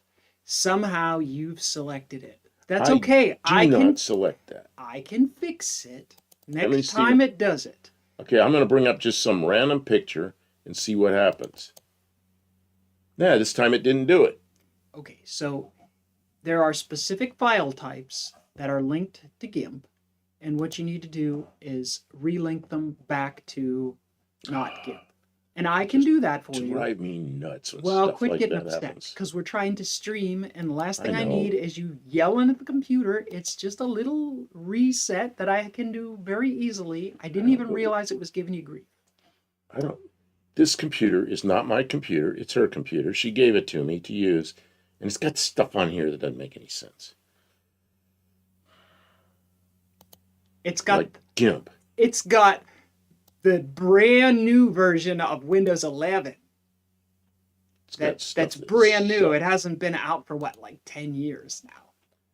Come on. No. And that's another thing about Windows 11 is there's like all different versions of Windows 11. So you'd be on one Windows 11 machine and you kind of get used to it. And then you go to another one. It's like, what the hell is this? That's right, Mark Sauvé. See, Mark Sauvé knows the prompts, which is you right click, and when it says open with, you select probably Windows picture viewer thing instead of GIMP. I know how to do that, but why did it never did that before now? It changed the default. I'm not sure why it changed the default. It changed it for some reason. I might have done something that made it, because when you do that, it'll give you the choice of just once or always. Well, for some reason, someone said open it with GIMP and always. And it might have been me, but I didn't do it on purpose. And it wasn't recently. I haven't done anything with image editing on it. Okay. And I've opened picture and picture and picture and picture. And they're fine. And then I open one and it does that. It's a different file type. That's why that's happening. Anyways, let's get back to the stream because I think it's a deviation that most people cannot relate to worry about. Sometimes Windows is finicky. So this is a 66 Dart. It's kind of like yours, but it's a drawing. But I can't zoom that one in. Oh, that's a lot like a, what's it say on it? That's got to be a 66. It's got It the is a scalloped 66. sides. It is a 66, and it's a drawing, and somebody did that, and it's about pretty much your car. Yeah. Buddy Carfano. Mike Slater says, I drove my 66 Plymouth to my son's shop yesterday. Pretty day. Oh, I'm losing the comment. Pretty day here in Northeast Arkansas. A fun 30-mile trip. Tomorrow will be nice again. May do a short for my channel tomorrow. Oh, that'll be great. I'm looking forward to it. Where is this? Who did I miss? Who said this? Mike. Oh, okay. I know just about where he is. He's up in the northeastern. Mo Parquet says, Dougster, you changed the way I hear cams for the rest of my life. Potato, potato, potato, potato, potato.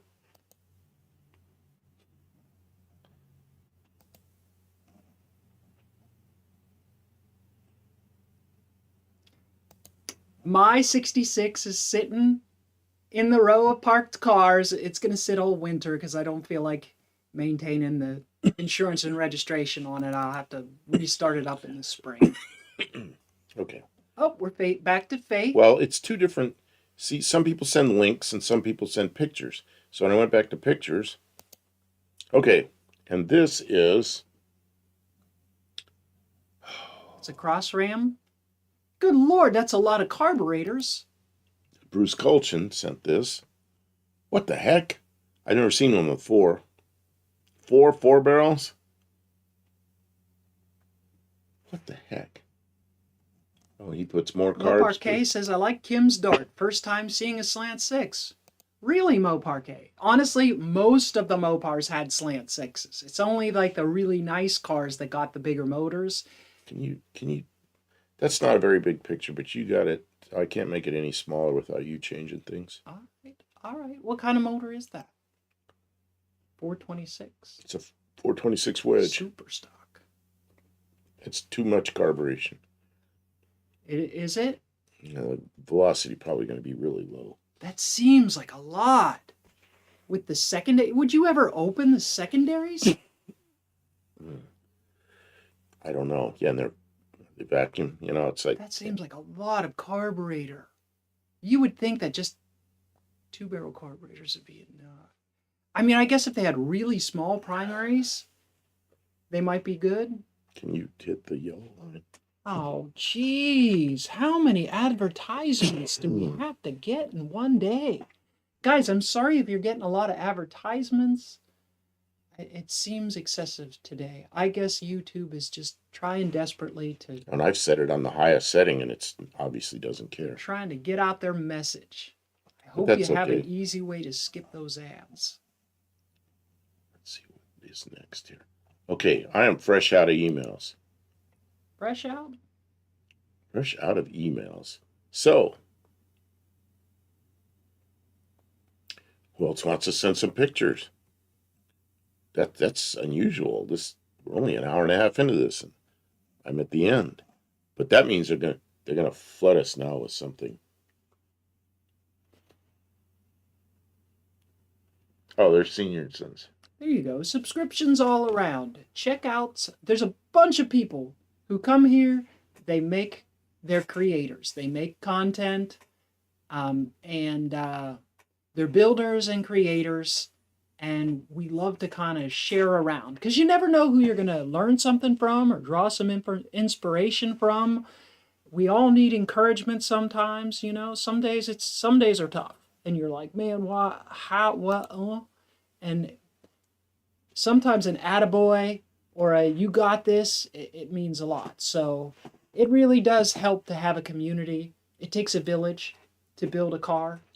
You know, and I mean, I don't live in a village. It's just the two of us. So having you guys and having a community of people to encourage, having an event. Like we're all gonna see each other at this event at the end of the year. And it's like, wow, that makes it worth it, right? And like I know you guys want to see what's going on, so even like when I don't feel like it, I'm like, all right, I got to get cleaned up and turn the camera on and show what I'm doing here in the garage. Because if I don't, then you guys don't know. Mopar K says, or no, Hemi, don't see the spark plugs. That's right. It's a 426 wedge, which is like a 440 or like a 413. And there was a 426 wedge prior to the 426 Hemi, and that's what that probably is.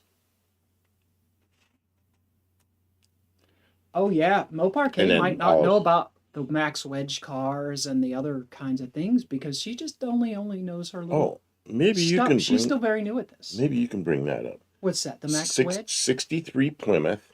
Okay, I will try. 63 Plymouth Max Wedge.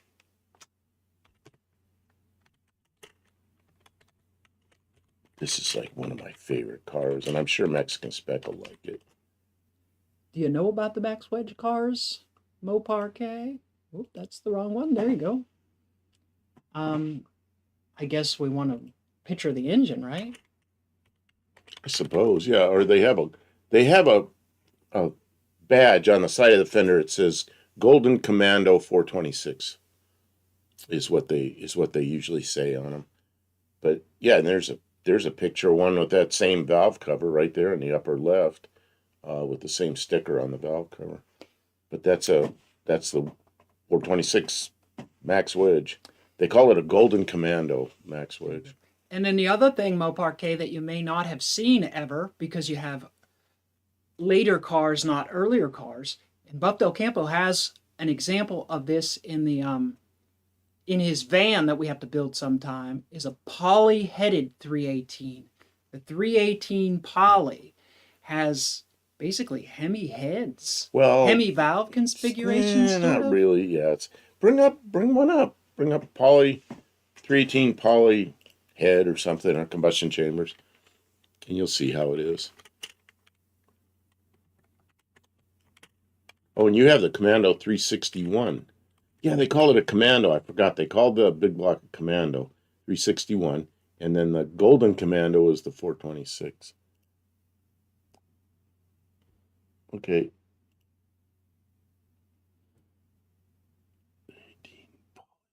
Right above Kim's head, I guess.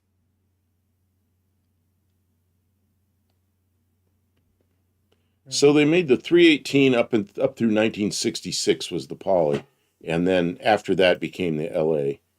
Well, that's a Hemi. Oh, that's a Hemi. Okay. And then here's the poly. And there's the poly. So and then if you look at the other side of the head, the top maybe just put heads in or something, and it'll show the top, and you can recognize how they look when you see one. Yeah, there you go. Yeah, you see how the rock arms were, the push rods kind of crossed each other, so the valves. Back in the early days, they called the Hemi the two shaft engine, and this was the single shaft engine. But that's what Chrysler did to get a nice shaped combustion chamber and the valves in the right position. Was they made the poly. But then in 1967, they came out with the LA and kind of did away with this. And this is a pretty neat thing. I've got one given to me by a viewer, and it's in real nice condition. It's all apart, but it's machined. It's nice. So, yeah, that's another project I need to do. Senior and Son says 383 is on my wish list. Yeah, 383 big block is a monster. Small block monster. And vintage here. Get a piano ad. Mopar K says, yeah, looks way different. Never seen this. Yeah, well, it's sort of an obscure kind of thing. It's older stuff.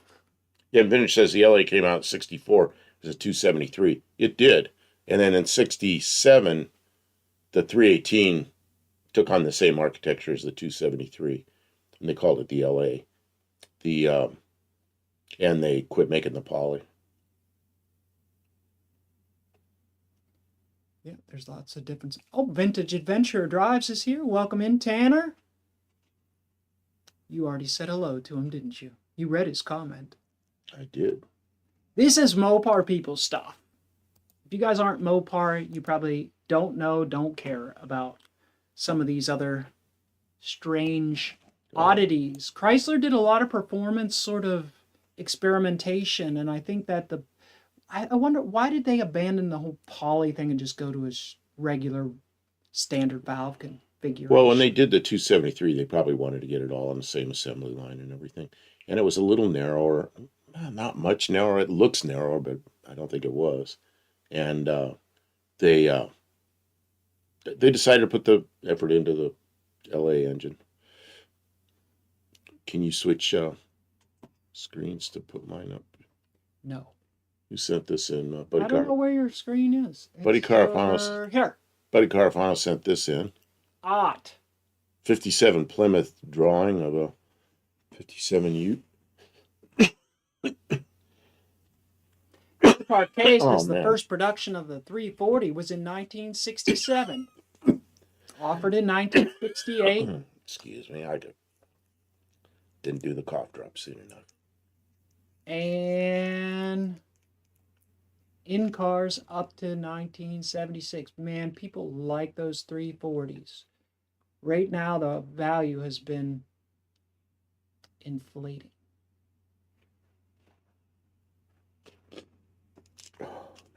Oh, okay. Tanner corrects me. The 273 architecture came about because they wanted a V8 in the A body and the poly wouldn't fit. It was too wide. I think the poly will fit in the A body from 67 on. They did make it wider. Because it's That's a lot right. wider because they put big blocks in them. So I have thought about building that 318 poly for that Valiant Ute we're building, but yeah. I don't know. I kind of like it the way it is. The 273 was a good fit for the first generation Barracudas I like. Yes, Olive. I think it was. It's funny that they changed the engine architecture to match the body. That's wild. But that's what they did. And then they went and changed the body in a couple of years. Who made that? It's like a coloring book, but you know what that is? That's a dog. That's a Rampage. Yeah. Pretty cool. Pretty cool. AI will do that for you. If you have a photograph, you can make it turn it into line art. All the bridesmaids are my cousins. Coloring. I like to have my family, but not that much. Bride is 27. Her other friends are already married with kids.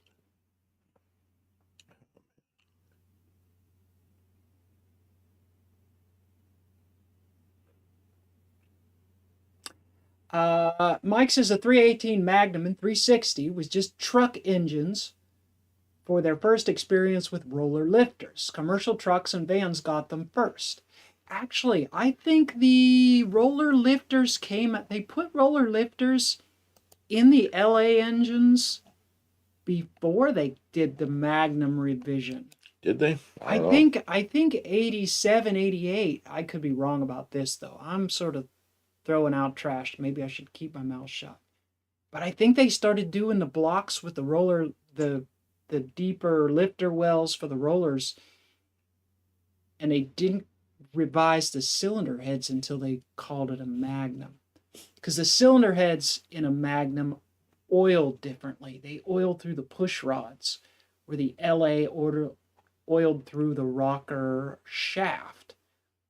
But the Magnum did away with the rocker shaft. I think it was mostly valve train that was the difference between the LA, because you can actually put the... See, Vintage tells what it is down there at the bottom. Oh, the LA had roller lifters during the throttle body time frame. Oh, okay, they had an LA throttle body engine. 87 was roller lifters is correct. Thank you. Oh, thank you. See, there's a bunch to know, man. You get in the weeds about it, and there's a lot of modifications and improvements and things like that.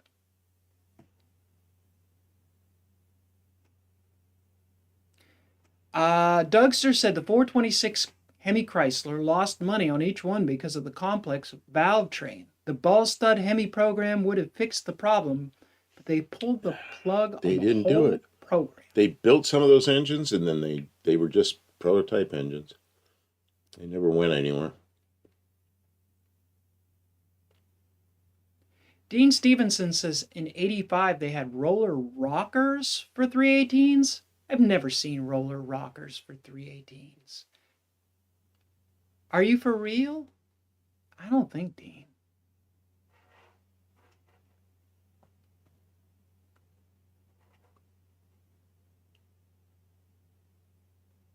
Okay, I'm looking through files here. Roller lifters, not roller rockers. Yeah. There's a big difference. The coveted 302 casting LA head is designed for roller lifter camshafts. They had to make the push rod holes really big to fit the angularity of the push rod with the taller roller lifter. I mean, you can wallow out the push rod holes. It's not that difficult. Mopar case is a lot to learn, but I'm very proud to learn this stuff. It has to be sort of a passion. It has to be an interest, or else it's just a lot of mumbo jumbo. But if you like it, it's cool to know all the different things. And for some reason, I gravitate to it. Like, I want to learn all the Mopar stuff, but like the Ford stuff, I don't care as much. And the Oldsmobile stuff, like, I know Oldsmobile goes down the same rabbit hole, but I don't know any of the Oldsmobile stuff. I don't know why that is. I really like the Mopar stuff. I almost hate that I do, because it's all more expensive and more difficult. So you ever seen one of these? It says GTX on the side. I think there's only one of those. Oh, it's a prototype car. It's a custom something, I think. Oh. Okay, so here's what I Very really unusual. wanted. Here's what I really wanted to show. What's that? That's a 318 poly. Okay. You see how the valve arrangement is. Yeah, the pushrod angle is... The push rods like cross over each other. Yeah. So the intake is more straight on for the intake, and the exhaust is more, exits for the exhaust.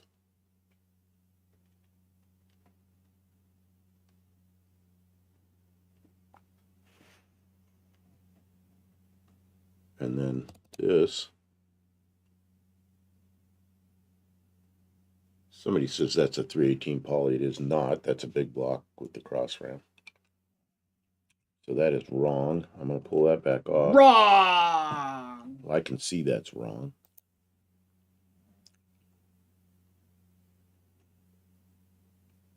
Dougster Wolverine Grudge says the Little Red Express used the same engine that went in the cop cars. Really high breathing unit.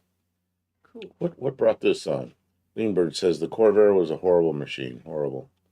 What? What's that got to do with anything? I kind of like them. Tanner needs a shot. Well, yeah, you probably were working. Thanks for stopping in, though, Tanner. See, another ad Mopar just Case popped says in. couldn't tell you a thing about a Chevy. Small block Chevy.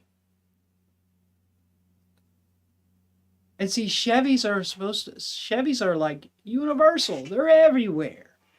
You can't walk out into a junkyard without tripping over an old Chevy small block. They are everywhere. I think that's why I always gravitate to the obscure. What's wrong with me? Liam Byrne says, I think we all have stories about dusters and darts in our past. All of us. Yeah. It's like a fungus. It gets inside you and you can't get rid of it. Darn Mopar. Oh, yeah, and this thing. Another one sitting in my butt. 38 Racing's building a Corvair, isn't he? He is. He built it a while ago, but now he's back working on it again. Oh. And It's he's got got a- his little pickup truck. It's got a V6 in the back. Show a picture of you and Kim in Studebaker. Oh, yeah, where's that Oh, do you picture? still have that picture? Yeah, I don't know where it is. Dusters are magic. Is there a magic duster? There's a space duster. It's the Great Space Duster. Get on board. It's the Great Space Duster. I Off don't know we why that go. picture looks so good over there, so bad. I guess the resolution just doesn't like being blown up very much. I guess that's it. Because there's, Oh, and Barrows is building a Corvair too. Just yeah. makes us spec. He's right. Bruce Culchin, hello, said was 50 Little Red Expresses in Canada that had the 440. Wow. The 360 was enough here in the United States for it to be like the fastest thing on the road. Mike Slater says, I did Ford for a while. Didn't care for all the differences in parts on so many different engines. Those are notes, but they're the wrong notes. Okay.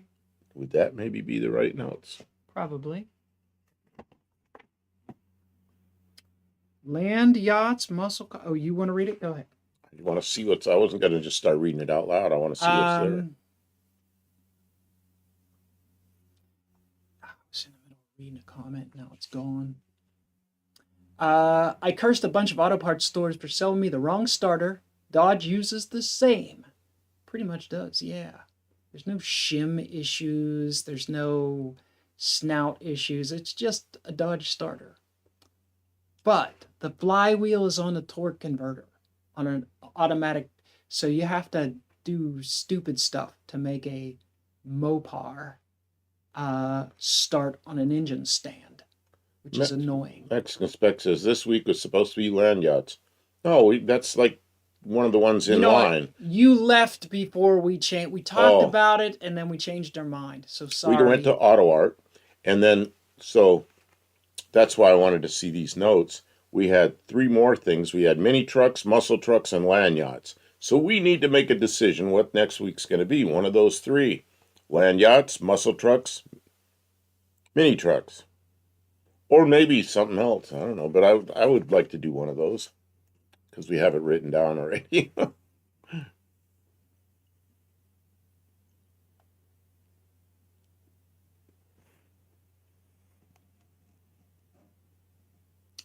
Olive says, it's not rare to see people talking to their cars, but if you have a Duster, you'll find people talking to your car. That's interesting. Olive said, my Duster is a bit like going to high school with Herbie. Yeah, I guess people really like them. Mark Sauvé says, long roofs. Long roofs. I don't know what long roofs are. Like a station wagon? A van. Van has a long roof.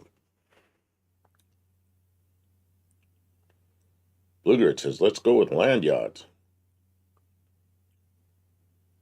Are we going to bumper lock the Ute? What does that mean? Bumper lock's like 2 cars crash together and the bumpers skip over each other and then they're locked. Well, we don't have a tow bar, so that's probably how we'll get it to No Name Nationals. Just bumper lock it to something else. And Tavo sent me a lot of pictures of the tailgate and the amount of curvature it has. It's far less than ours. I've got all that. Well, I'm going to look at the Chrysler 300. I think the hinge, even if the trunk lid's not on, I think the hinges are. So I'm going to see if I can find some articulating hinges. If not, I've been working on a design where they hinge like this instead of like this. And that's what we need, is a hinge that comes up a little bit as it's... we'll get something that works. If I have to chew it out of the raw steel with my teeth, I will do that for you guys, because you deserve to have a tailgate that opens, not just some janky thing. Although I did suggest we just use hood pins. I didn't mean to do that. I don't know why I did that. I did suggest that we could just use hood pins and that it could just go on hood pins, but he didn't like that idea. He was like, no. He's like, that's janky. So now I have to design hinges. Kim designs stuff. You know how long it's been since I took mechanical design courses? There ought to be like a little workshop kit where you have different size, like an erector set where you can design hinges. I'm sure there used to be something like that. Can you imagine in your mind something like that? Like little paper things with little push pins that you can design a hinge that articulates? Blue Grit says, Kim, you're scaring me. Why No. is it Lean Burn no, says not the that scary. 73 and later Novas are really bad. The 73 and 74 Novas were almost the same as the earlier Novas, except for the size of the bumper and uh, the back window had a little different slope back there. But they're basically the same car. You Cordoba sure you don't doesn't mean like 75 and later? Lean Burn doesn't like the 74 and later VW. It was horrid. How different was it from the other ones? I don't know. Oh, he's talking about the bumpers. We were talking about bumpers a while ago. Are you caught up? Look down there and see if your red line's all the way up to where it is. You click, there's a little red dot. Make sure it says live. Because what happens is it starts getting behind. If you click that, it'll get you caught up.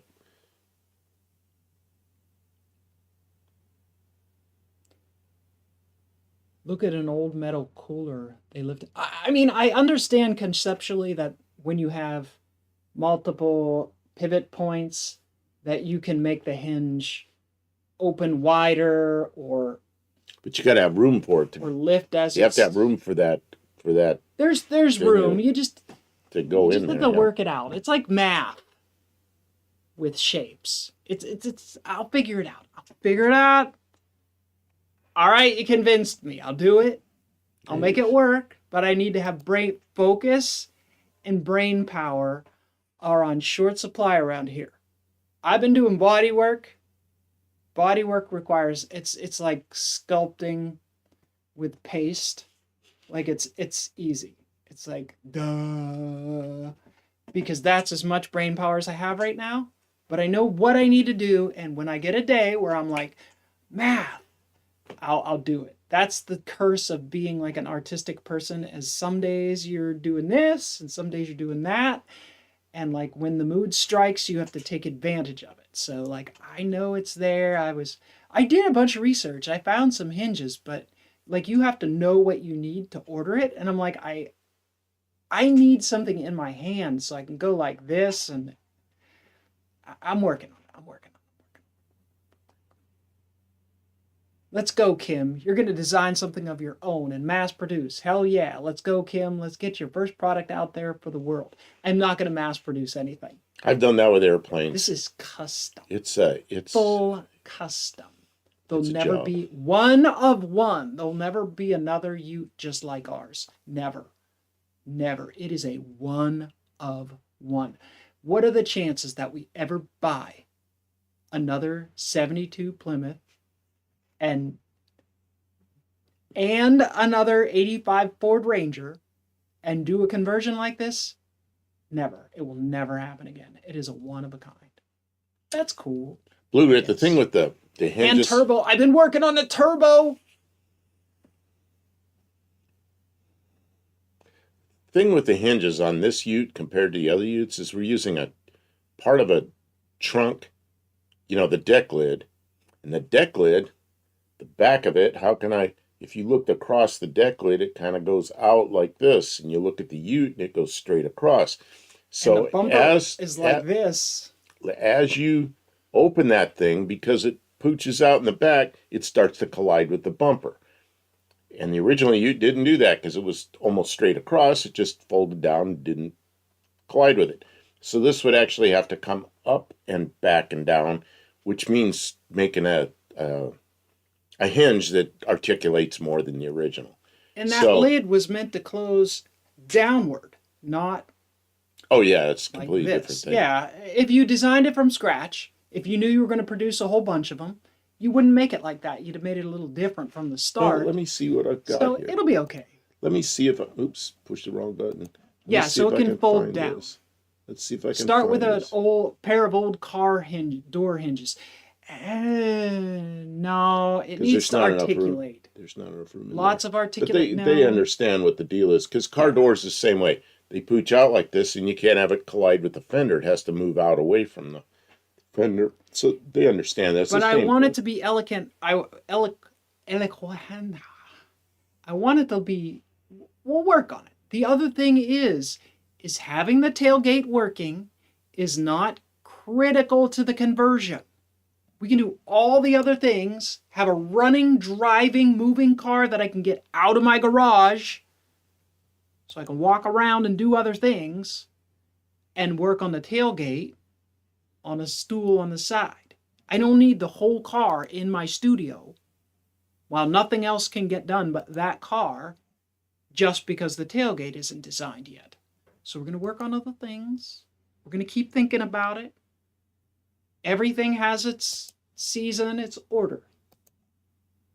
Did you guys see the new video? Did you see we're getting the bedsides done? The next video that I have in the processing, there's lots of editing and processing on these videos because it's like little clips of, and then sometimes I'll make like a 10-minute video of me just doing nothing. But there's one good section that I have to, sometimes it takes me days of editing. Anyways, the next video is me working on the trailing edge of the cab, and I think it's really neat progress to see it come along. So hopefully you guys will be watching for that, but it'll be a couple more days. But we did just release a video. It did really well. Did you see that? A couple hundred people watched it. I don't know why. A couple hundred people, and then YouTube stops pushing it out. They're like, Here's the original Australian Ute tailgate, and it's pretty much straight across. Tavo says it does bulge out a little bit, but man, looking across there, it's darn little. Yeah. So, and he doesn't want to restyle it. So once again, says side opening, like an ambulance in the back. It's big, long. It'd just be terrible on a pickup truck. Yeah, I don't know. Liam Burns says I had a TBI 318 in a Jeep and I liked it. They're a good motor. The TBI 318 and the 318 Magnum are fantastic motors. Like, they're not the best motor, but compared to like a 4-cylinder, they got power. Lots of power.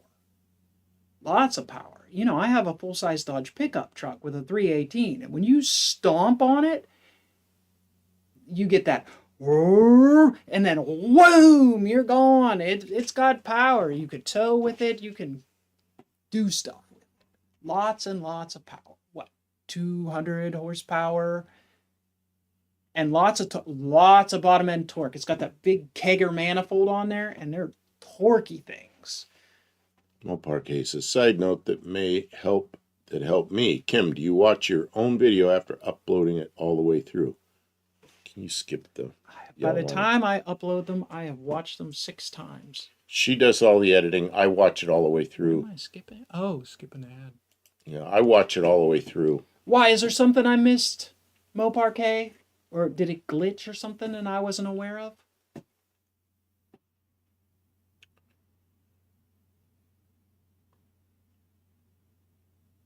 That's all right. Read other things and we'll get back to it. So this is more pictures from Tavo. This is another picture of the... that's really flat. That's really flat compared to ours, yeah. Yeah, compared to the sedan. And see that? It has a little bit right there in the middle, but darn little. Ours is going to be similar to that. And you see there's the ridge that we're building right now that goes around there. You see the ridge. Yeah. Yeah, look at that.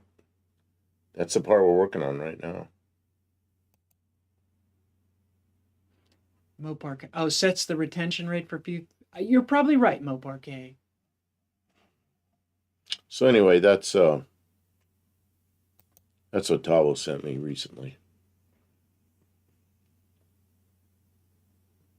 Blue Grit's got to go out and test drive Anna's F-150. Wish me luck. Oh, good luck, Walter. Great work getting it together so it's up to test it. Sometimes you just have to test. I hope it goes smoothly this time. You got this, Walter. Guys, Walter, Blue Grit Garage, he's a smart guy. Check him out. If you are not subscribed to Blue Grit Garage, you should definitely click on him. Check out some of his stuff. Give him a subscribe if you enjoy it. He and Anna will be most years have been at the No Name Nationals. They're fun people. You'll enjoy meeting them if you get the chance. So, Mark Silvey says, another thought, make the tailgate and bumper open together. I mean, that would solve that problem, but then the bumper mount becomes, I guess, I don't know. It would actually be easier in some ways, Yeah, but I hadn't but I even don't thought think about that's that. what we want to do. Yeah, you'd have to hinge the bumper mounts, but I that'd mean, be I could kind of do interesting. that, but I don't know. What do you think? Hey, Talo We'll just got talk here. about it. We will discuss it because there's no bad ideas, just bad people. Tabo just popped in here. We were just showing all the pictures you sent of the tailgate. I don't know if you saw it or not before you popped in. Welcome in, Mr. Tava. I hope you're feeling okay today. Leanburn, you're way behind. Click the dot. Click the red dot. Of course, you're not going to hear that for another 10 minutes. He's back still talking about the Datsun truck. Oh, man. Should we be worried that Luis isn't here tonight? No, Mexican Spec. I don't think there's anything going on in his neck of the woods. That's a very big country, and the chances of him being in a localized area where there's some chaotic thing happening, I don't think it has anything. And it was, the operation was quick, and they're out of there, and we've talked to him since then. So yeah. I think he's okay. Sometimes you miss people. Maybe he probably had something going on that was more interesting than us. He probably went over to see who's the other fellow who's streaming tonight? Kiwi. Oh, Kiwi. Oh, yeah, that's why this place hasn't filled up yet. Kiwi's probably about ready to yeah, the Mexican Spec says there are a few population centers. Yeah, but I think they went in, did a snatch and grab, and they left. So, and we've talked to them since then. Quite a bit we've talked to them since then. So I don't think there's any worry. Olive says, if it were my project, I'd just keep the bed size low and blend in the fixed tailgate. You can always add rails if the bed is too shallow. We wanted to make it a tribute to the Australian car, and the Australian car has the rail. I mean, we're very close to the body lines of the Australian car at this point. Like, we've been using photographs as references, and I do like how it's going. And you're right, we don't need the extra depth to the bed. It isn't really a requirement. But I kind of like where we're going with it. It is more work. It would have been less work just to... But I'm okay with the plan we have now. Unless the Saver says use simple hinge and move the bumper. We talked about that, but then see, there's little indentations in the rear quarters for that bumper fits in there. You start moving it, and then the bumper's not where the indentations are. It starts to look funny. It messes with the styling of the car, and if you put it a little bit lower, it makes it's already a low car. It's not a truck height bumper. It's already a low bumper. If you put it lower, it's maybe even a safety issue. There's all these design considerations. Yeah. And I remember doing this with airplanes, things we wanted to do, but it messed up something else. And so every design, a lot of times it's nothing new. It's just a compromise of you take something, you give something else up, and there's a lot of that. So that's kind of where we at. Josh Oman's here. Welcome in. And K. Nelson says you could go full custom and delete the bumper, fabricate roll pans. And yeah, I like stuff like that too. Someday, maybe. But not this part of the conversion, though. Not this stage of the conversion. We're already in really deep. Right now, we've decided to try to come up with a hinge that solves the problem rather than changing other things. We could always find that we don't like it and have to do it again. That's just the direction we're going right now. But that doesn't mean that'll work. You might have to cut the bumper into 3 pieces, leave corners fixed. See, they did that in Australia. A lot of them had just outer bumpers, and the tailgate came down between there, and they had a spare tire that slid in there. That was the earlier ones. But from 67 on, they didn't do that. But they did that for a while. They had like 2 little end bumpers with nothing in the middle. But, yeah, I hate cutting that bumper. I don't know. Right now, I just rather work out the hinges, try to figure out how we can do the hinges. And then, I don't know why we got an Aston Martin, maybe because it's a Valiant. Aston Martin Valiant. Brady sent that in. Olive says, I feel like there may be some hood hinges out there that would make that geometry work too. Yeah, that's what somebody was saying about the Chrysler 300 that we have. It's got some articulating hinges that we may be able to scavenge. Trunk they might do it. And everything. I'll check at the I'll check the Lost Fire 2. There's That's the hinges there that, that's the end that's burnt. well, the trunk though had some weird articulating hinges. It didn't have this kind that go from underneath like an older car did. So we have some choices. We'll be looking around and see what we can find. The downside is the tailgate. When you open the tailgate, it's unlikely that it'll be smooth. Like when they design trucks, they make it so when you put the tailgate down that, it is an extension of the bed and at the same height. And that is really tricky because if we put the tailgate that far down, it collides with the top of the bumper. We've So already see. decided we see. don't care if it makes a flat floor all the way back with I mean, the tailgate down. Care a little. Well, that's not going to happen. It's too high. So I don't know. If it opens, I even thought about just welding shut. I mean, you can reach right over the thing. It's real easy, but it would be nice to have it open. You could put Or like hood a pins. long piece of hood pins. Yeah, I mean, I guess we could. It's a work in progress. 4 hood pins. We're going to see what we can do. And for some reason, Braden sent in a bunch of road-toed Valiants, which I like. So I'm showing them. That car is wild looking. What's that? Which one? The last one? All of the road-toed line of cars, the wagon, the sedan, the whole. Well, this one, what's different about this one? This, look where the steering wheel is, and look at the, oops, I'm bending the wrong way. Look at the Australian license plate. That's a nice thing. I like the grill and everything. Yeah, I really like these things. I like driving them. I like riding them. It was the first Valiant I ever rode in. It was a 1960. I was a little kid, and it was brand new. A woman next door bought one, and I liked it. I was 6 years old, probably, maybe 5. And she took me for a ride in it. Just pretty cool. Mark Sauvé says the 300 trunk hinges have gas struts. Yeah. I don't think you're right. I don't think we need those. I'd be happy if it had 2 chains. You just bring it down, and just like an old pickup truck back in the 50s and the 60s, you open it up and you clip the chain on there, and then it's open. I mean, I don't know why all this. I mean, now young people today, you step on the brake pedal and it automatically closes the car door for you. Really? You don't need that stuff.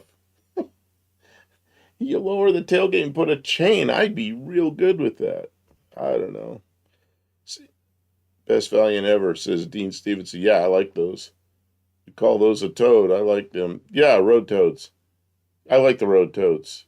I think that was a Tony DeFeo thing that he called it a road toad in a magazine, like 40 years ago. And they've been road toads ever since. But, Don English, that brings a 62 Valiant to No Name Nationals every year. His tires have white letters on them that say road toad. Do we have a picture of that somewhere? Man. Mike Slater says, I sure have missed y'all, Kim and Buff. I seem to be tired or busy the last couple of weeks. Great to hear y'all and your humble voices. Well, thank you. We're glad that you're here. We do not watch everybody's stream all the time either. You can't. So we understand when people are not here, but we like to see you. And you're always welcome, but never expected. It's not an obligation. Olive says welding shut seems valid too. I don't think I would weld it shut. I think if anything, I might put some like self-tapping screws, like screw it shut.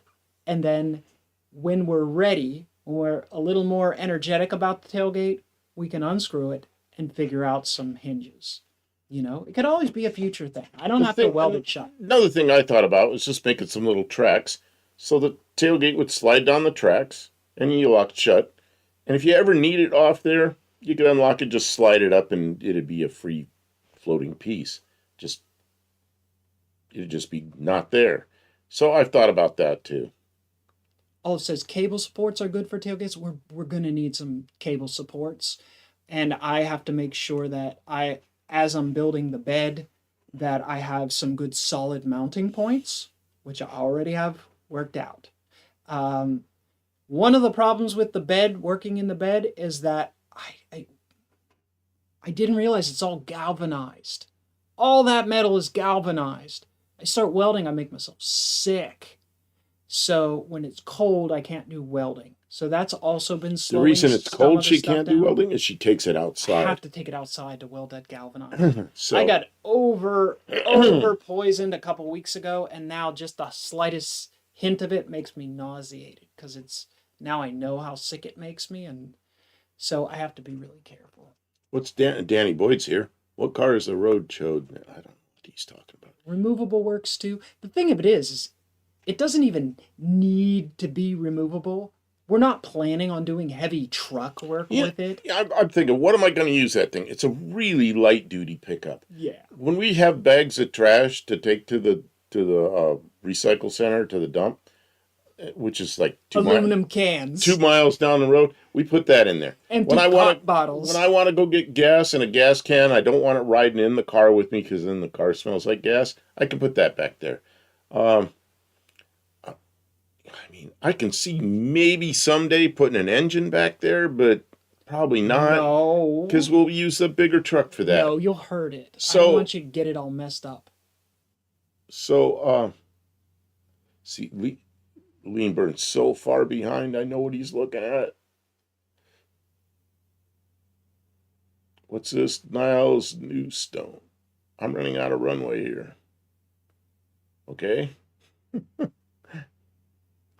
So, oh yeah, he's looking at old stuff. oh, I know. He's like way behind. I wish he'd touch the red button and bring it up, but you can't tell him that because we're talking to him in a different time zone. Well, somebody needs to time him out, and with a message. Can anybody send a message to him that he'll get right away? He'll figure it. He'll figure it out. He'll figure it out when he gets to that. He's probably looking at the old chat. He is. Too. He's way back, way back. Yeah, because he's not watching he's not watching it live. His red line is. He's gonna feel dumb when there's a red line. Okay, so everybody that doesn't know, there's a red line down at the bottom. Make sure that red line's all the way up, because if that red line's only part way, you're in the past somewhere, and there's a red dot, and you touch live, and it lives up, turns. He's red, watching the replay, and then it goes up, and then you're live again.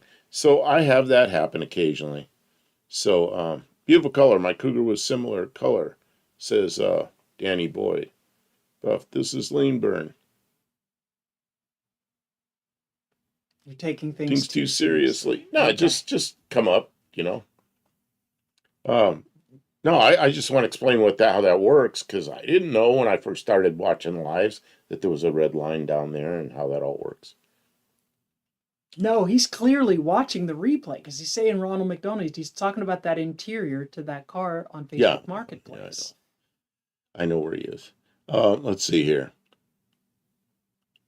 Oh, and you can refresh the page too. That would do it. But if you touch the little spot, yeah, it's like living in the past. If you touch the little spot that says live, it brings you right up. Dennis Edwards is here. Good evening.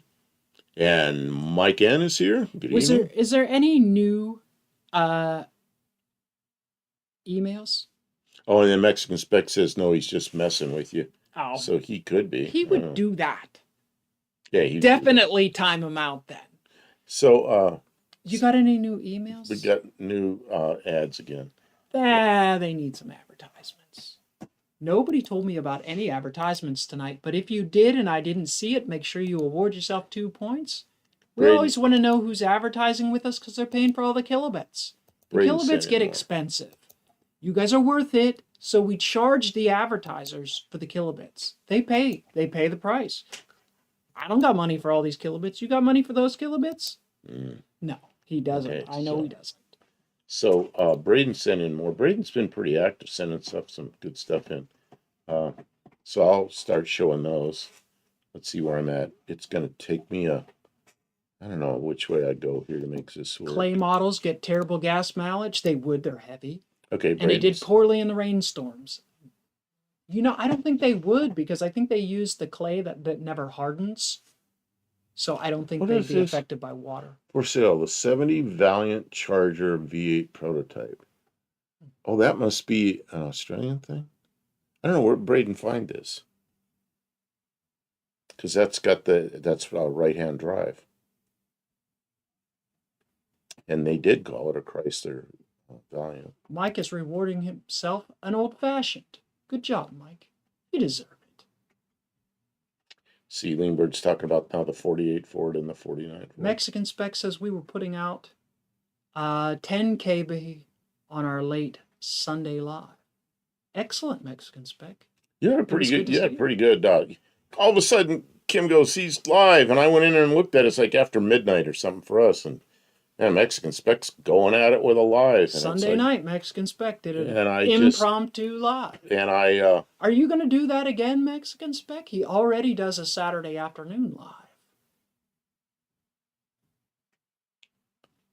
So, anyway, another Valiant. Two-door. Oh, that Valiant was a South African version. Oh, okay, I understand. That's this one. Tavo said that is a South African version. He had brain problems, causing both thinking and moving issues. Oh my. I'm so sorry, Tavo. Short circuit in the mushy thing between my ears. Short circuits are not good. No. Did it blow a fuse or something, or I think he did. Just figure it He out and was go to in the the doctor? hospital. I'm glad that you're back and able to chat with us a bit. Vintage, I'm eating some carrot cake for my birthday. It's weird being 26. Man, I remember 26. That was good. Enjoy it. You only get to live once. When I was 26, I'd sold my first business, and I got my pilot's license. Right there about the time I turned 26, 25, 26, right in that spot. So I remember what that was like. That was a good time in my life. Okay, so, what's this? Why'd you take that picture off? I like that. Oh, because it had been there for a while. It was the second time I showed it, so okay. Whose car is it?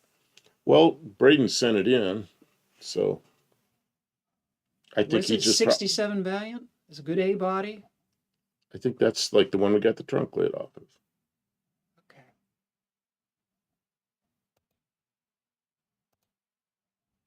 So I'm. Oh, Dean Stevenson says that the Tomorrow people, Australians and Kiwis, need a green dot to indicate they're in the future. All right. Instead of the red dot going all the way up, you get a green dot and you get to see ahead what hasn't happened yet. Oh yeah, those 67 Valiants were two-door hardtops in Mexico. Man, we didn't get that here until the Scamp. Yeah, that's a different kind of Spitfire. Welcome in Main Street Mopar. Good to see you. What is this? What is this? Something Braden sent in. What is it? It just says MH3. Who knows what kind of car this is? Is that one of those Opals like in Mexico? I'm not sure what that is. I don't know.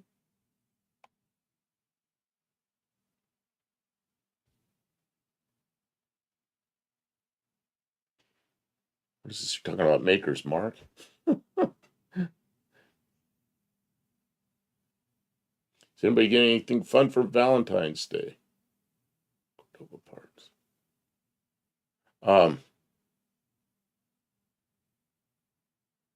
Oh yeah, Mike, and yeah, get rid of the top messages. Go to the live messages. Oh yeah, not real windows. Could be a prototype of some sort. Yeah, or somebody fogged them out. Yeah, who knows? That's don't know what that is. David Smith's first version of the VH Valiant Charger. Okay, so that's that is a prototype or a what do they call it, concept car. Okay, Kim, you're gonna need to back them on out. This I'm not sure what it is. I think that's a down under car, but I'm not sure. What is that? Who knows? That is strange.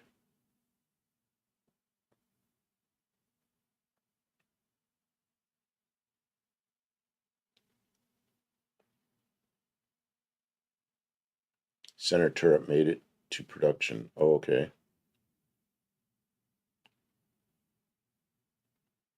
Oh, this is another Valiant we didn't see. Is that what that is? Oh, what are these? Can you back that out anymore? Yeah. Okay. Although I think you can too. I don't think I can. That's as small as that goes. Prototype cars? I think so. Rare cars? Chrysler's Australian Chrysler's. Chrysler's yeah, no. Yeah, that never were. Yeah, but they're left-hand drive. So unknown. Now that one up in the upper right. It's like whoever did that, is that the same guy that did the Carmen Ghia? Look at that back fender. Man.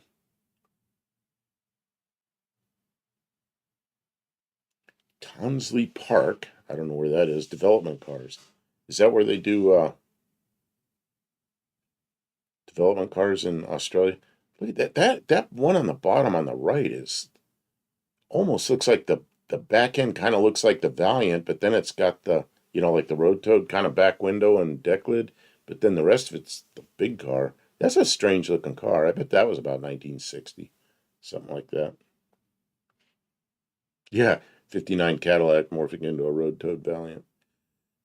Okay, let's see if I can move on from that. Oh yeah, there we go. That's the last one. Ah, Dougster's got to take off. Okay, take care, man. Thanks for being here, Dougster. Get some rest. We'll see you again next time. Okay, so next week, what are we going to do next week before Dougster takes off? We're going to do... We said land yachts. We're going to do land yachts? Okay, we're going to do land yachts next week. Make sure you send in some pictures between now and next Tuesday of your land yachts. If you've owned a land yacht, even if you don't have a picture, go pick out a picture off the internet that's just like the one that you had. Maybe your mom had a land yacht. Maybe your uncle had one. Maybe there's one that you've always wanted. One that you hate. We don't care. Send it in. Tell us about it when we bring the picture. Doug's just says land yachts. Okay, land yachts it is. Mm-hmm. And Buddy Carafano sent this in. This is our final picture for the night. That's a cool neon. That's a cool neon. I'd like to have that hanging in the garage. Wouldn't that be cool? Yeah. So, although I would probably break it with something. Swinging stuff around. I'm always hitting that Studebaker thing up in the air. I think we need to shut it down pretty soon here. Because we've been out here 2.5 hours. Oh, we deserve a break. And I don't want to go too far, although a bunch of people, this always happens, a bunch of people pop in right at the end. It's good to see you. Thanks for being here. Bonk. Mopar RT design prototypes were cool. Yep, closest I owned to a land yacht was my 79 LTD Coupe. That's a big car. Although that was after they downsized the big Fords, but it's still, by today's standards, that's an enormous car. Do you think the Ute will be as fast as that Cougar? Not a chance. Of course, he can't hear me because he's in the past. The turbo will do it. The turbo's going to make it fast. Yeah, and his C-body was called the land yacht down there. Yeah, the same here. Yeah, there's some good-looking, like my 60, that's wrong, 72 Dodge Polara was a land yacht. What a nice car to drive. Okay, let's wrap it up. Anything you want to say to give away some points or anything? Enough. Yeah, you know what? You guys made it to the end. If you are still here, or if you're watching after and you've reached this point where you can hear the sound of my voice, you are awarded 4 points. Thank you very much. You said that was the last one? I know, but then Buddy Carafano sent in one more, so I popped it in there. Enjoy your projects. Get some stuff done. Be safe and well and happy and healthy. We love you all. Thank you for being here and participating. Thanks for all the comments. Get your hand out of my face. I know. This is the hand I used to wave, and then it's like right up in your face. Sorry be good to the people who are in your life. We will be back on Thursday night from the shop around 10 p.m. our time, Central Time. And we'll be working on that Valiant or the Turbo or something. Who knows? We'll be working on something because we got to get some stuff done around here. And yeah, thanks everybody. We'll see you soon.